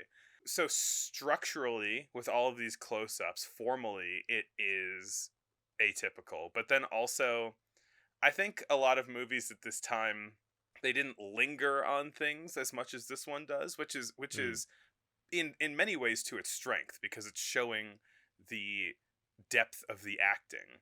Uh, Personally, though, I kind of felt like it was hitting a lot of the same beats over and over again, and so I was like, I would have liked to see kind of more of the story, mm. rather than like focused in on this one thing for so long. And if it was going to focus in, it could have lost like 30 minutes maybe. But that's it seems very petty. I see the point of view. I just couldn't disagree more. One of the things I love about it is that it felt compelled. He felt compelled to tell the story strictly set within the parameters of the trial. At this Mhm. point, particularly, I feel like maybe I'm wrong. Perhaps she's still quite legendary, but at the time, like the story of Joan of Arc was pretty well known, and she was always depicted as a warrior. And they like to highlight the themes that made her atypical as a woman, her age, her power, the fact that she saw herself as a conduit to God. But the movie wanted to show her in her. It's kind of like reminds me a lot of The Last Temptation of Christ, wherein it wanted to show her moments of pain and fear that she had to overcome in order to show the courage that she had. It made her much more human, the human side of things, you know? Because Mhm. she's always so much just this almost this mythical figure, and she wasn't. She was a teenage girl who was by all probability a schizophrenic and possibly trans, and left in a position where she was asked to give up everything she believed in just to be left alive, and she had to overcome all of that to stick to her guns. Like so much of this could have been prevented just by changing into a dress, and she opted not to do that. And there's no way that her survival instincts weren't gnawing at her the whole time. There's no way she wasn't feeling that immense pain.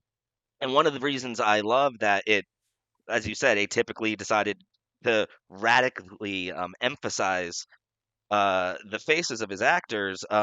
He saw her in theater, and if you think about it, the nuances of expression that cinema allows for you to tell a story in a much different kind of way. And I think a lot of people were still seemingly setting movies up like you'd see a stage play, and this was just look at the actors and let's see what they can convey. Um, None of the actors in this movie wore makeup, for example. He wouldn't allow them. He wanted any little bit of like facial expression to come through on the camera for them. And that's I don't know, that stuck out to me as more evidence that he wasn't interested in doing much more than close-ups of actors. This seemed more like a project of how can we as a cameraman help an actor tell a story using just their face. There were very few dialogue cards. It felt very purposeful, is all I'm saying. I guess the Hmm. choice to do it the way they did it. Yeah. Definitely on purpose. Definitely a considered choice. And I think that there are many ways that I think it works very, very well. I think you bring up there's a moment in the movie where they tell her you could just put all this behind you and you could just walk away if you just put on a dress, basically. Hmm.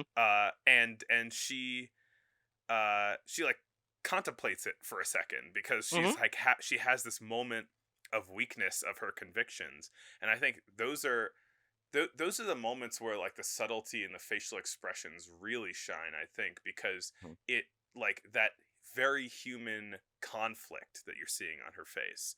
and then her resolving herself to stick to her principles.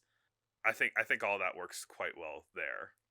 That stuff of like humanizing this historical figure was kind of my favorite aspect of the movie, Mm-hmm. because I during it I definitely thought about the last Joan of Arc movie we watched for this show, which was the Georges Méliès one from like 1905 or something.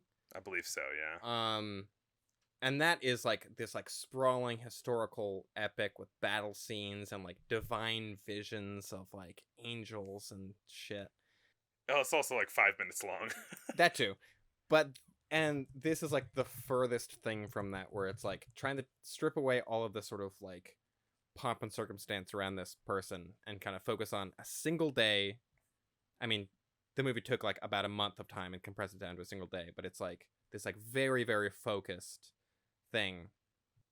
I wasn't concerned with a war epic. This was a trial picture, and I was looking into it. It's one of the first, if not the first, real like trial movie. Like that's what this is Yeah, it about. might be. I mean, I feel like it's always dangerous to say it's the first of anything, but No, it's yeah, like, yeah. Going back to Méliès, there's the Dreyfus Affair, which has one of the multi-part film. It's like a 12-part movie or whatever, and one of them is entirely a trial. There you But go. also a quick thing on the other one. It is from 1900 and 10 minutes long. Méliès did it. But yeah, considering that it's made by Méliès, it's much more fantastical. It's really probably just about Joan of Arc so that he can make cool effects You happen. can make cool castles and stuff, yeah. Yeah. That was an aspect of it that I guess I really appreciated and I didn't know that much about this movie, and it was super famous, and I knew it had its sort of like fairly unconventional cinematography for the time. You know, the actual sort of like story that the movie is telling sort of got to me more than I kind of expected it would. Well, so many of the themes they carry forward to today. Themes of female empowerment, trans themes, anti-gender conformity, themes of mental illness and censorship, and we can definitely relate to these. Not much has changed. Authoritarian rule, Yeah. the patriarchy.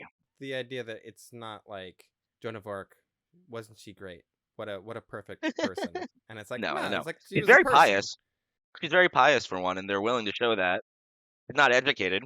The character Can't as read. president in the movie is very has a lot of qualities that are very admirable, but I liked how much it did really focus on those moments of internal conflict and of fear, and of like she's not Mhm. sure of herself when they ask her something, she doesn't immediately have an answer always, and she has to think about it. And it's like when she's presented with all these sort of ways that they're trying to kind of like coax her into confessing and trying to get her to go against her convictions, it's like she has to think about it. It's like, we're gonna torture you if you don't sign this thing, and she's like, Mhm. do I want to get tortured right now? They never did torture. They only ever intimidate her with torture, which I think is Yeah. how it's at least transcribed historically. Mm. I do find it interesting that the stuff that you found interesting about this movie, I think, is what Dreyer found interesting about Joan of Arc. He did, to his credit, spend about a year reading those documents and spending time where she spent time for that trial, and just immersed himself in any recorded history there was of it before putting this film together, Mm. Um, Yeah. so I do think it's nice that you also have a lot of these, like she is finally coerced to sign the letter, and I do believe in actuality it's presented as only momentary in the film. I believe they cut off her hair, they sweep it up, they kind of juxtapose that with the skull, and then in real life, I think that period of time was about 3 days. It showed that once they gave her some like water, she was able to be like, oh wait, no, let me just shake Mm. off the survival instinct real quick, and yeah, go ahead, burn me alive. Earlier you brought up the set, and Hmm. we've kind of been touching on this also, that this movie was basically entirely lifted straight from transcripts of Hmm. this trial. They even set it up in the narrative, like first and foremost. They show Yeah. a man with hands. I'm like, is Dreyer setting himself up as the narrator right now? Like literally. Yeah, Yeah, kind it, of. it seems almost like a framing device, but in another way, it's like, let me show you how accurate I'm being with Yeah. all of this. It kind of reminded me of Hexen a little bit, of that sort of like slightly like docudrama. And Catholic torture. Right, that too. That It also had reminded it me had of a lot Hexen. of similarities with Yeah. Hexen. Yeah. I want to bring up a couple facts that were kind of moving beyond me having a good chance to say them, but I want to drop something real quick. It has to do with Dreyer and what he saw in the face of Falconetti, and I think it also probably it's fuel to his decision to the fire that is his decision that was to not allow anyone to have makeup because he initially saw her in Victor Margaretti's La Garçon, which is a French comedy. It's a play that he had gone to and he did not like it, did not like her, but for some reason went a second time.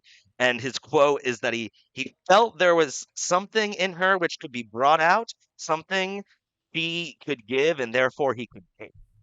If he just, and now I'm paraphrasing, but if he were to just wipe off all the makeup and get behind the facade, apparently she was a very modern woman, modern actress. She wasn't as young as Joan of Arc. She was 35, I think, in the movie.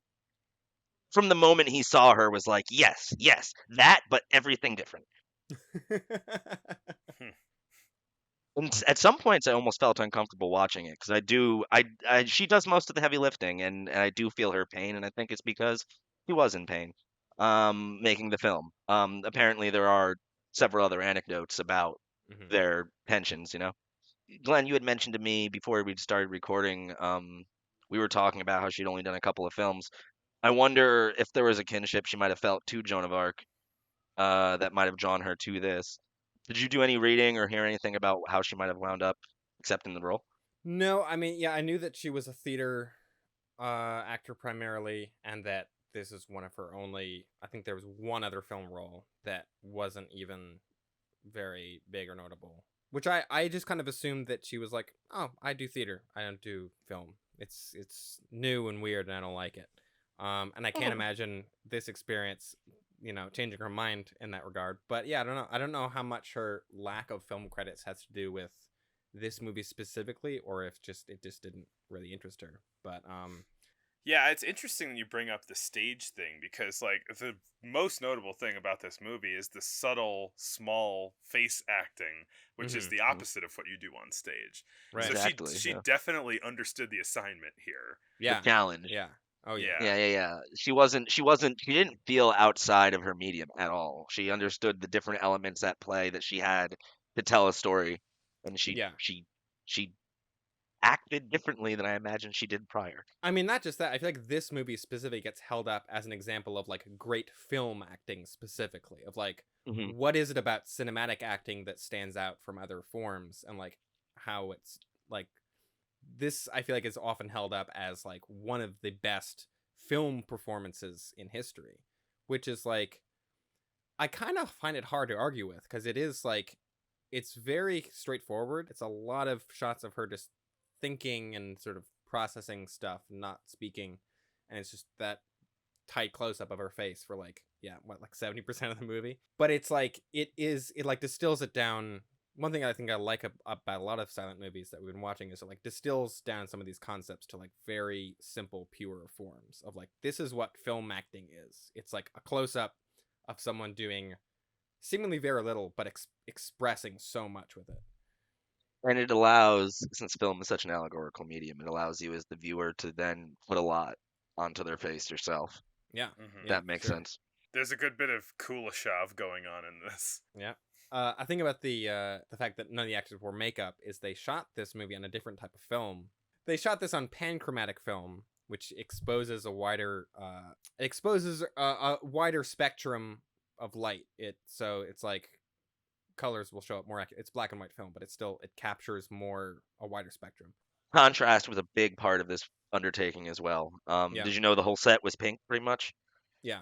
It's mainly just to distinguish the whites and the grays. They wanted such a white sky. I think the reason they shot with panchromatic film was just to be able to expose the faces and all the detail therein, Hmm. which they wouldn't be able to do with orthochromatic film, which is most commonly used film up until that point. I think orthochromatic film was already kind of not being made by 1930. They switched over pretty quickly because they're like, "Hey, this one's better."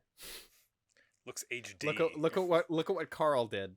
I'm curious what is it that kind of made you watch this movie the second time right after you watched it the first time? Well, honestly, I was immediately moved to tears on my first viewing 3 times maybe. I had sat down not really wanting to watch it because my attention span's not always great, and I felt I was worried I'd be drifting, and I was just enraptured by it within 10 minutes. And but since a lot of it is on what's going on with the actor, and since it doesn't preface with Joan of Arc's whole story, I was kind of like I wanted to see it again with the context of what put her there and with knowing what was going to happen so I can just kind of better read her emotions. And then my friend Krista was watching it right after I was watching it because we had tried to watch it together. She had fallen asleep and then afterwards had gone to watch it herself. I was like, I'm just going to sit down and watch this again. And I can't think of another movie that I willingly did that for. I did it for the 2010 Robin Hood, which was a terrible experience. That movie is awful, but I'm just gonna, it's a whole different story. But yeah, and I was so thrilled to see it a third time, honestly. I think I saw it with Voices of Light each time. Next time I'd like to try to see it with one of the other scores, but Mm.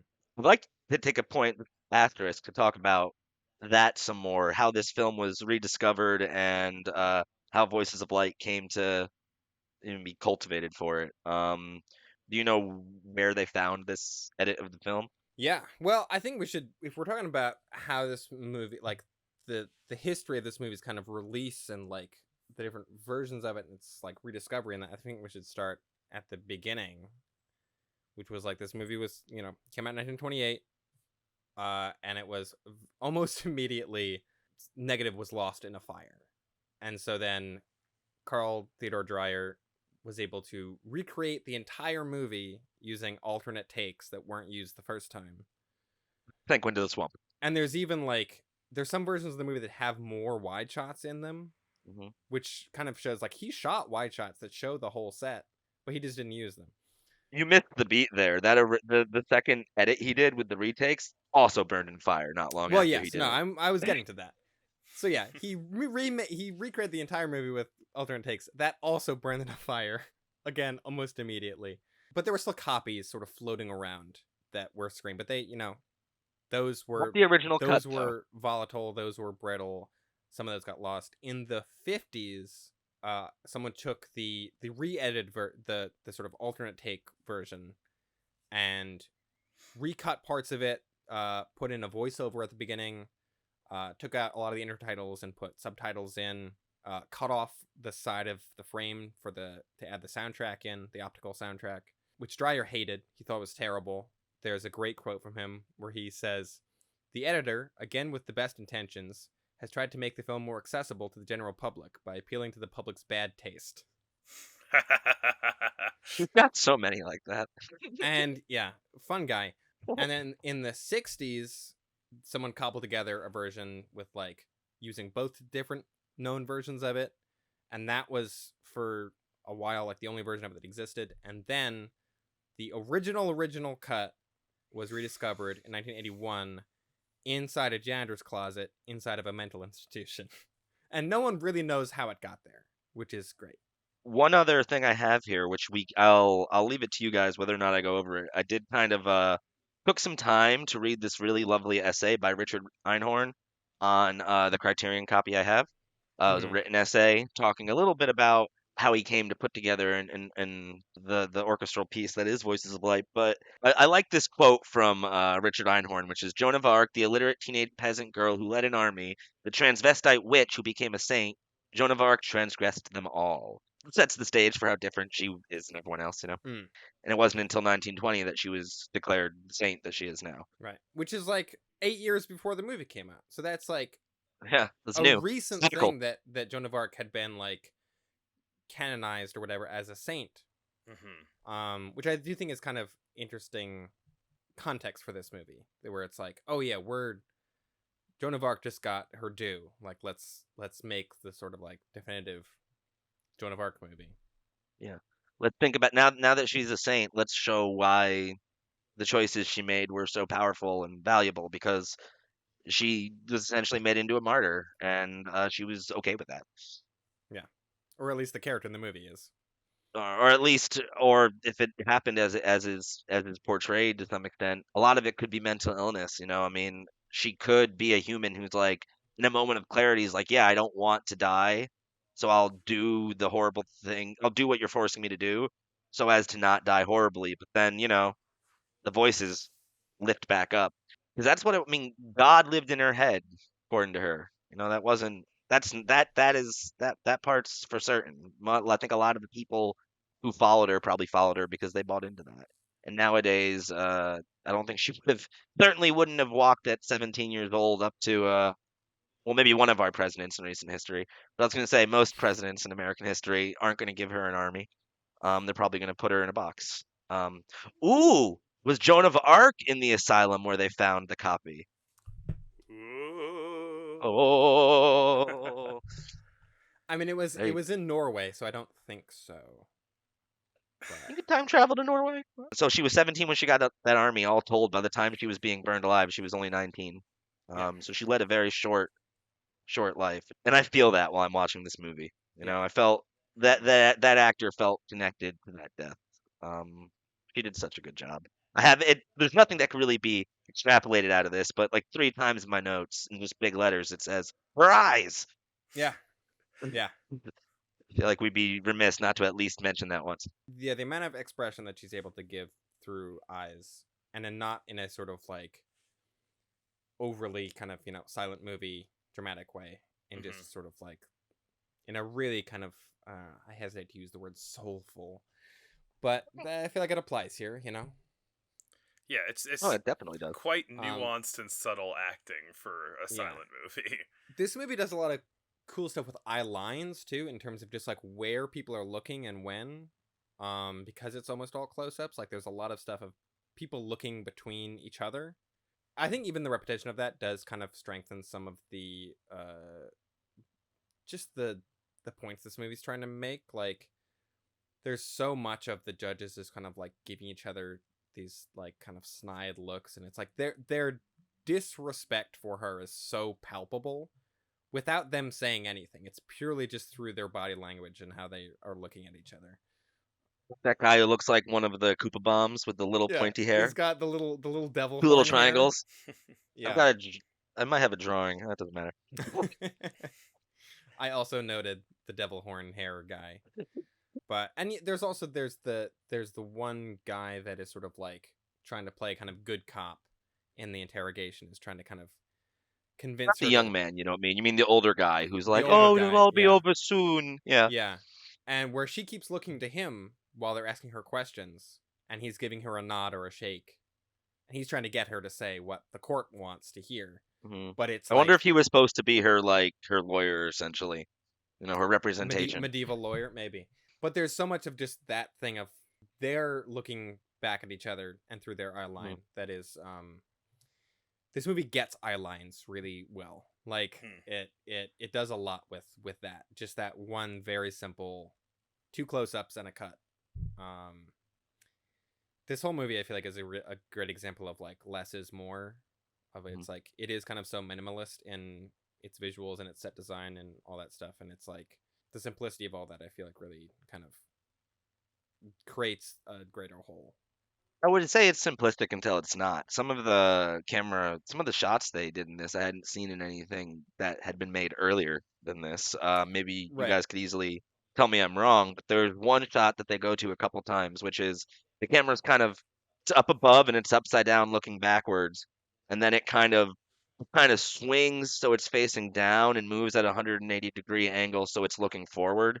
Yeah. Does that make sense? Did I describe that okay? I remember that exact shot you're talking about. I don't Yeah, and they know go if to it once or twice later during the uprising. I mean, I can't remember if we've seen that exact shot in anything before. I don't think this movie's necessarily doing anything that hasn't ever been done, but I think its entire kind of like visual style is something that feels very new and different for this time period. A lot of really low angles is something Mhm. that isn't super common. Making them I feel mean, very much imposing of their will upon her for the whole yeah, movie. they would dig holes in the ground or the floor of the set Yeah. and just like stick it down in a hole to get like these Yeah. super low angles. Make them get even lower, yeah. It feels very. I think the visuals of it do feel very ahead of its time, even if it's not Hmm. necessarily doing anything. There's nothing in it that's like that crazy, but it's like The What about it's. the the baby swing shots? There's a couple shots where the camera's kind of, you're gonna have to cut to me to orchestrate this, but Oh yeah, kind of moves in and yeah, out, but like at that same little like slow bop that a right, stroller yeah, would have. One that comes into mind is, I don't, this is the only part of the movie I didn't really get, but someone, maybe it's a soldier who'd like turned coat, but someone's dropping like maces out a window. Yeah, and is swinging from hand in the window to hand on the ground, hand on the window to hand yeah, on the ground, and that was like the second or third time they did what felt like they set the camera on a fucking like one of the baby swings that sits yeah. in a doorway. It Yeah. feels like that is part of like a greater movement that is kind of happening in the back half of the 20s of like lots of the inventive camera the movement. unchained camera. I Mhm. think Yeah. is Yes. whoever shot Last Laugh called it. Or it looked like Um, a camera dangling on chains, if anything. yeah, which it might have been. I mean, yeah, there was the cool swing shot in Wings. Murnau loves moving his camera around. There's the crazy crane shot in Wings. I think what it is that the parts are not new, but the sum is. Yeah, yeah, Yeah, the guy definitely, he didn't just know a lot of the tools that were available through the craft at the time, but he knew exactly how he could use that hmm to emphasize certain emotional beats in his story. Though I say all this, we all watched it with Voices of Light, and I wonder how much that score is so wonderful. I wonder how much of the lifting in that kind of swell that you feel during the uprising is done by the music, because I do think it played a big hand mm. along with the editing and making me feel like rah rah at the end of this movie. I don't know, but what about you guys? There were probably a couple places where that score felt a little out of place to me, where Mhm. it was just a lot of like Latin chanting, and I was like, I don't know if I need this right now. That's more of a preference thing than anything, but yeah, I'm very curious to just see what this movie would be like with a different score and how Yeah. much that would affect it. We haven't really done a lot of that of like watching. I think me and you, Chris, have watched different scores for certain movies, but it's like we've never done a real like compare and contrast type of thing. Yeah, yeah, which might be good for a side thing to do. I was talking when Yeah, we watched the we'll general watch about this. We'll how watch this movie with 8 different scores. I mean, I stitched together something like 8 different scores for A Trip to the Moon from multiple different releases onto the same video file so I could have it all in one thing and just pick the different channels, which was a way too involved of a process. But there are definitely times we've talked about where we're like, which for the on the general, for example, where I was listening to hmm one soundtrack and I was like, I hate this actually. I had to switch over to the other one. That is one of the great things about silent movies in some ways is that they are a canvas for different people's interpretations of them musically, and that can have a huge impact on the audience and how they end up feeling about a movie. So it is interesting to think about how the only canonical version of the movie is the visual one, hmm but uh, we can have our own kind of preferences of canonical score and all that kind of thing. And thankfully, this movie is like famous enough and is well preserved enough that it's like we have that option too. That it's like Yeah. it's been released with all these different scores that are all in good quality. There was such a long time watching movies from like the 1900s, 1910s where they were in like such terrible quality with like god awful music put over them that it's Yeah. like now to watch stuff that's like been really well preserved and like is crisp in HD. It's like, oh, this is wonderful. This is movies. I have heard that the original scores were very simple and not very much of their time, i.e., not great for this movie. And one Voices of Light is, I don't think was initially done to even be a score. I believe it was done just as kind of music inspired by the movie, which they later cut to the movie, Mm-hmm. which I find is kind of interesting. Is Sort that of accurate? a music I from and believe so. inspired by album, Yes. like the Yeah, Spider-Man basically. soundtrack. Yeah. Which might be why some of the chanting doesn't necessarily plug and play where they tried to make it, Right. because they It are, it it wasn't wasn't intended necessarily as for that. a score per se, as much as just Yeah. representative of the movie or inspired by it. And Yeah. and I feel I should point out the performers, I believe, on the version we heard, because this was from, I believe, a live performance in '95. It's a vocal group known as Anonymous 4 on the DVD, but the soloist Susan Naruki part of it. Radio Netherlands Philharmonic and Choir are a part of it, and it was conducted by Stephen Mercurio. In case any of these people, since it happened in the 90s, come upon this episode, excellent work. I guess Einhorn discovered it in January of '88 while at the MoMA. He had seen it at a screening and was like, "This is awesome." And someone had approached him about potentially writing music Hmm. to accompany it. And I believe he wrote it like pretty quickly, like within like a week. He was writing music for that movie in '88, but it wasn't first presented until February of '94, the Northampton Arts Council, and it was the Arcadia Players conducted by Margaret Irwin Brandon. And I think pretty much since then it's been seen as like this is what we go to, like more Right. often than not. Yeah.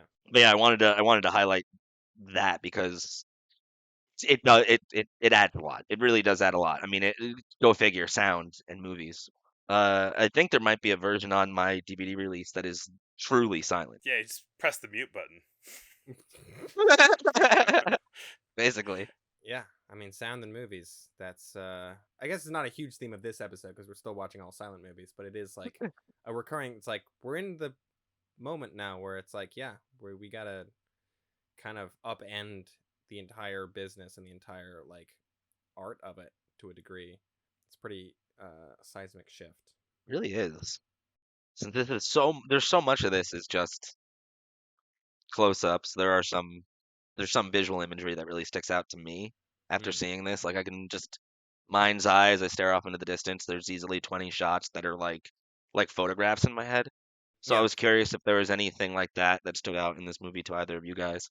See if any of them match what I have jotted down in front of me. I mean, for sure, the opening shot, that like slow dolly shot across the sort of the sort of The crowd in army the when it's going courtroom. left to right. Yeah. I mean, there's a shot right at the end where as the sort of like uprising is happening and Joan is burning, and you kind of see her body like silhouetted in the flames. Yeah. That was very striking to me. She went up. I feel like that must have been very graphic for the time as well, as just the interpretation of her It's death itself. it's up there. Like, it's not. There's been some like somewhat graphic stuff, but this is definitely, in terms of like the visceral feeling this movie gives, is much stronger than most things that we've been watching. I mean, there's also the bloodletting scene. Well, that's just a real person's arm. It's not Falconetti's arm. It would think it was an extra that they, but they really. Wait, that's a human arm? It's a That's not a human prop? arm. No, that's a human arm with real Jesus. blood coming out. That's not good. Yeah, and it's yeah, it made me squirm like many horror movies do not, because it's like I don't want to. And yeah, the I was burning is giggling. also, I have problems. yeah. It's like it doesn't, like with the rest of the movie. It does a lot with a little, I think. It does. It really does. What about you, Chris? Um, this is kind of the reason why I had Glenn on this podcast in the beginning, and why it's useful to have you on the podcast in the beginning, is because as not a filmmaker, I feel like I have less of a good memory for shots, for individual shots. I just kind of like take it all in, unless it's something Hmm. that's really making a point of itself. Though I did in my notes say lots of cool camera motion or faces moving in the frame. Love the close-ups, and the close-ups are so close that you can see her saying "we." Uh, but yeah, I mean, certainly that image toward the end. I mean, a lot of they do the same types of shots a lot, but a lot of those shots taken as individuals of her face and just the emotion and like the depth of color, quote unquote, in the shot, like that all was quite striking. And yeah, also like seeing her very clearly say yes at one point in French made me think Oui. about how it would be good to go to a lot of silent movies, or like have someone who knows how to lip read come to silent movies and see like what they might have actually been saying. I'm always so curious about that, of how much this actual dialogue that they were speaking on set matches the intertitles or not. Yeah. Because I imagine a lot of Right. time it doesn't. Because I think It's a like lot of the dubbing an time they anime. didn't even have written dialogue. They were just like, go talk. Yeah. And I'm Go be so in character, curious yeah. if they're just like saying bullshit or not, or like what they're talking about, like what the Hey, gobbledy dialogue goobledy is. dabbedy doo. Yeah. Like, I don't think it's that, but it's like I'm very, yeah. I don't know anyone, as far as I know, that can lip read, but that would be a fascinating thing to do. Yeah. Yeah, no, absolutely. I was gonna say, does anyone know what I mean when I say not once but twice did she find kinship with Belloc? Oh, the fly. Like twice. Once it lands on her eye, and she doesn't swat it until it's like crawling into her fucking Yeah. eyeball. Which Sorry. even Can that we I swear on this? No, yeah, we told you. can. We're the bad boys of silent film. Yeah. The fly Fuck. thing I even wondered if that was intentional or not. I was like, was it just like were there just flies on the set, or was that a thing where Right. Carl Dreyer was like, and now and now flies. Well, it did happen another time, and it felt more purposeful, which Yeah. was right after the bloodletting. The old man comes in and says to her, he goes, "And the church always welcomes the misguided lamb." And then she tries to hold his hand, and he just kind of drops it, Oh, like, "Don't touch me." Slimy, slimy moment. But right after that, another fly landed on her, yeah. so it stuck out Happy. to me. I imagine it's probably a happy accident, but I don't know. Yeah, I think it's a happy accident in that the set was icky.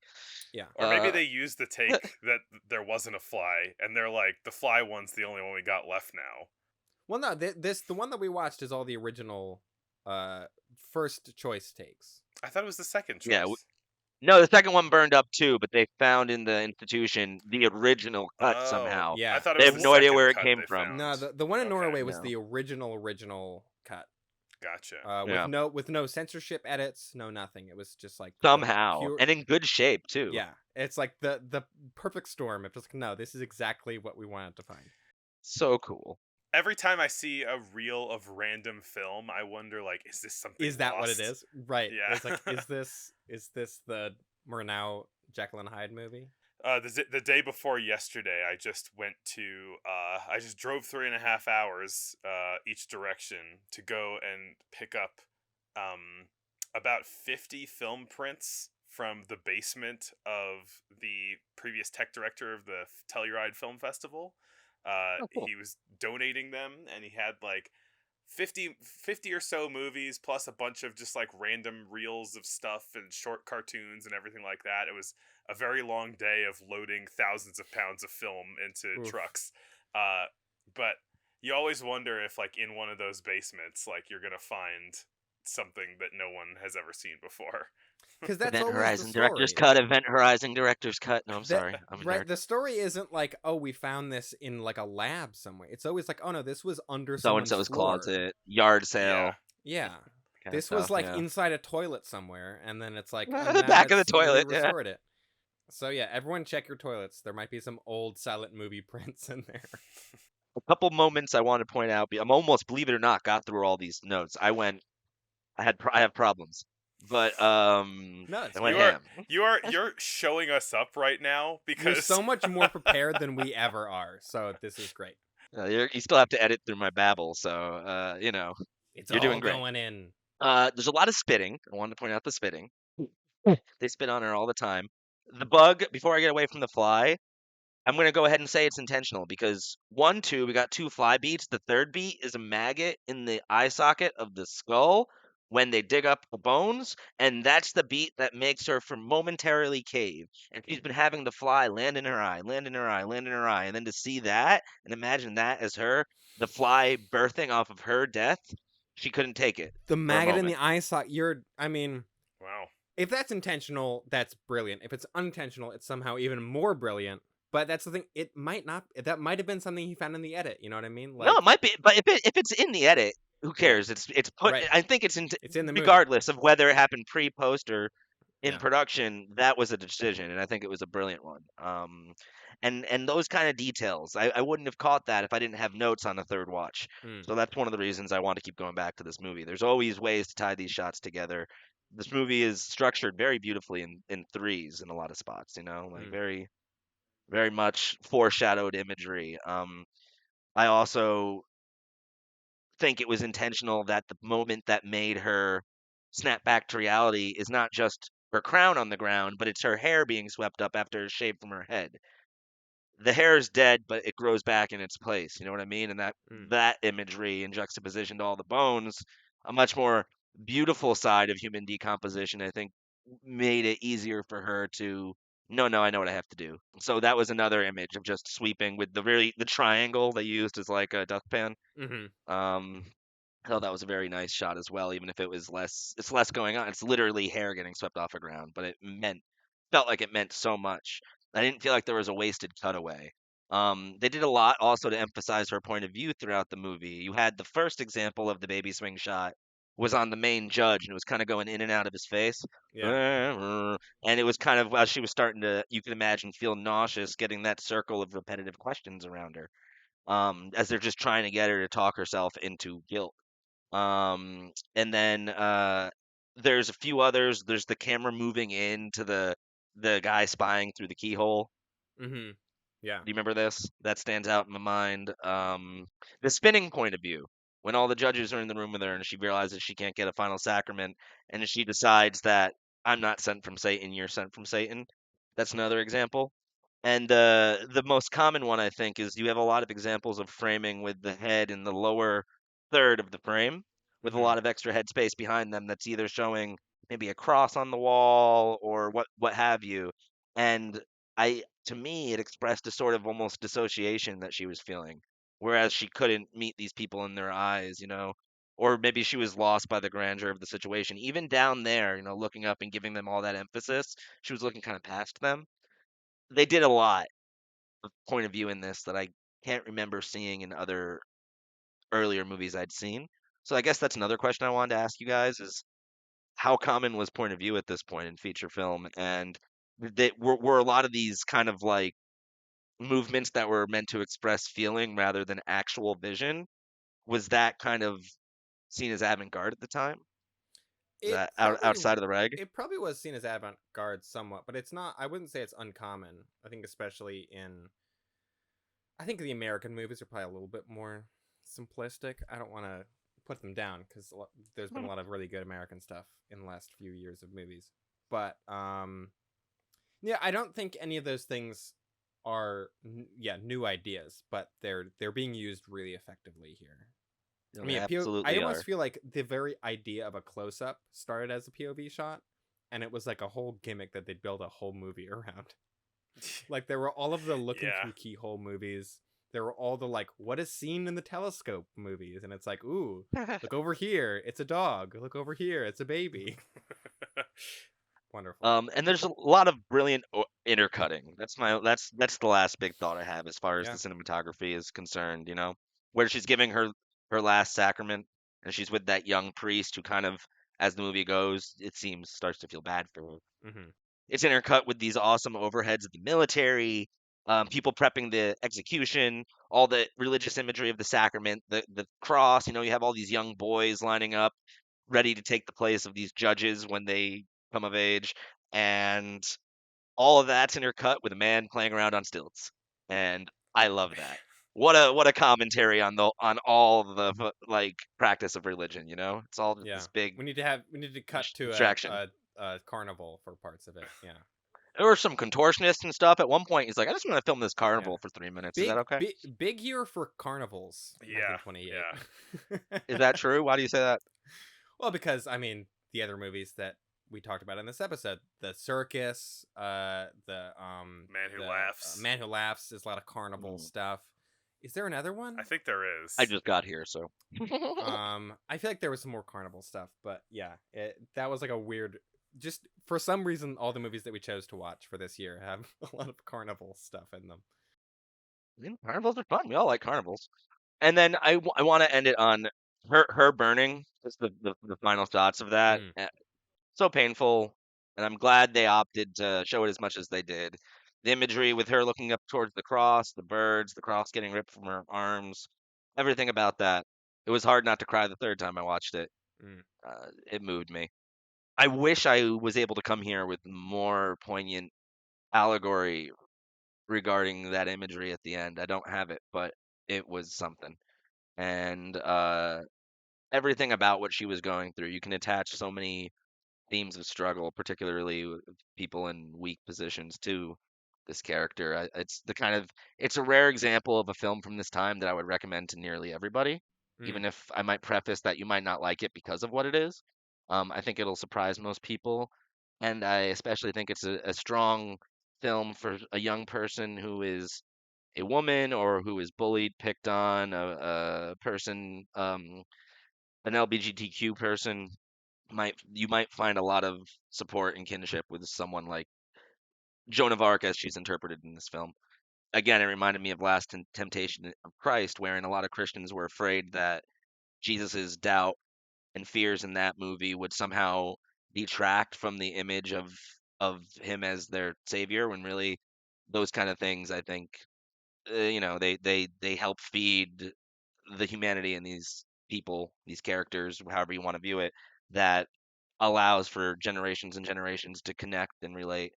Really refreshing to see a character like that treated like this, and even more refreshing to see it happening the time in which it was happening, even if it did come from a man who may have been kind of toxic. I don't know, I wasn't there, seems so. But just wanted to say also her name one more time, Renee Jean Falconetti, or Maria Falconetti, or as she's credited as I think just Mel Falconetti. Mademoiselle Falconetti. What a masterpiece, man. What a masterclass of acting. Get out while the getting's good. Maybe like there's no topping that performance. Maybe that's why she didn't go back to movies, because Right. they're gonna talk about this in I 100 won. years. I Yeah, did it, I guys. win movies. I did the best performance. I can just hang it up now. I won the movies. Yeah. I won the movies. I don't know if we're gonna find a better spot to go out on than that. I do have one question. Rudolph Matte, who was the cinematographer, he went on to shoot tons and tons of films, and directed even more. And I wasn't sure if you guys were familiar. No. Nope. Tons of people that we have come up, like, been exposed to doing the show that later learn, like, oh, they were incredibly important and like did all this stuff. The guy who I'm completely blanking on his name, shame on me. The cinematographer for Last Laugh also shot the pilot for I Love Lucy, and is therefore kind of responsible for like cinematic language, like developing sitcom cinematic language in the 20s and like what movies look like, and then Wow. went to television and basically set the standard Developed for what the sitcom. television looks Yeah. like also. Yeah. It's crazy. Wow, that's nuts. What's his name? I forget. Well, we gotta figure that one We'll out. splice it in using a computer voice. Right. This is also, just for the little beats, film written by Joseph Deltel, who wrote it with Carl T. H. Dreyer, and it was edited by Marguerite Bow. And a hell of a job by Marguerite. Great I'm imagining editing that's the in this original thing. original Yeah. editor. I don't know how much editing goes into a restoration process of a film like this. I imagine not much. I think if they can get away with it, none. Yeah, I think that's what you'd hope. They really try to preserve as much of the original editing as possible. Carl Freund is his name. Oh, the man who what do you call it? The man who invented movie language. Yeah. Yeah. He didn't, but he's definitely an important Oh, figure wow, he in did the history. Golem too. Yeah. See what I mean? Like, you look into what he's worked on, and it's like, oh my god, he did everything. I'm so glad they were able to have someone as passionate about this movie talk about it on The the show, Passion of because Cody that's, like, Jackson. exactly. That'll be the name of this episode. Well, thanks everybody for listening, and thank you again, Cody, for joining us on this episode. It was really great to hear what you had to say about what's this movie, Joan of Arc. Passion of Joan of Arc. Passion of Joan Thank of you Arc. seriously for having me. Thank you so much. This was my first podcast, if you didn't know. And everyone, keep an eye out for the movie Mole. It's coming anytime now. Yes. Oh. Glenn gets that. And again, you completely made us look like fools on your first podcast appearance and our like 35th. My notes are always just dumb jokes. Yeah. Hopefully, if you ever have me again, I can be a little bit more cohesive in my order of my babble. But it meant a lot that you guys gave me the time of day, so thank you. Yeah, of course. Yeah. And thanks everybody for listening. We appreciate everybody who subscribes and listens on YouTube and Patreon and podcasts. Not yet. But yeah, and you can follow us on Instagram. We post some stuff there every once in a while. Follow us on Twitter. And subscribe if you haven't already, but you have because you've listened to a whole bunch of podcasts. So that'll be about it. Thanks for joining us, Cody, and Glenn, I'll see you next year. Cody, I'll see you another time. What? Wait. Favorite movie of 1928. Oh God. Oh, Passion of Joan of Arc, definitely. Huh? That's the only one I've seen. I always forget to do the favorites. Glenn, go ahead. What's your favorite? My favorite was The Cameraman. I loved it. It's great. We talked about it already. I would say that Spies might have been my favorite. It's there are parts where it drags a bit, but like it is such a rollicking film. Yeah. There's so much just wild stuff that happens in it. It seems like it is a prototype for all spy movies to come. Indeed. Yeah. Okay, now that we have done that part that I always forget about, I will see y'all next year. I'll see you next year, Glenn. I'll see you next time you're on, Cody. See you next year. Sayonara. See you later.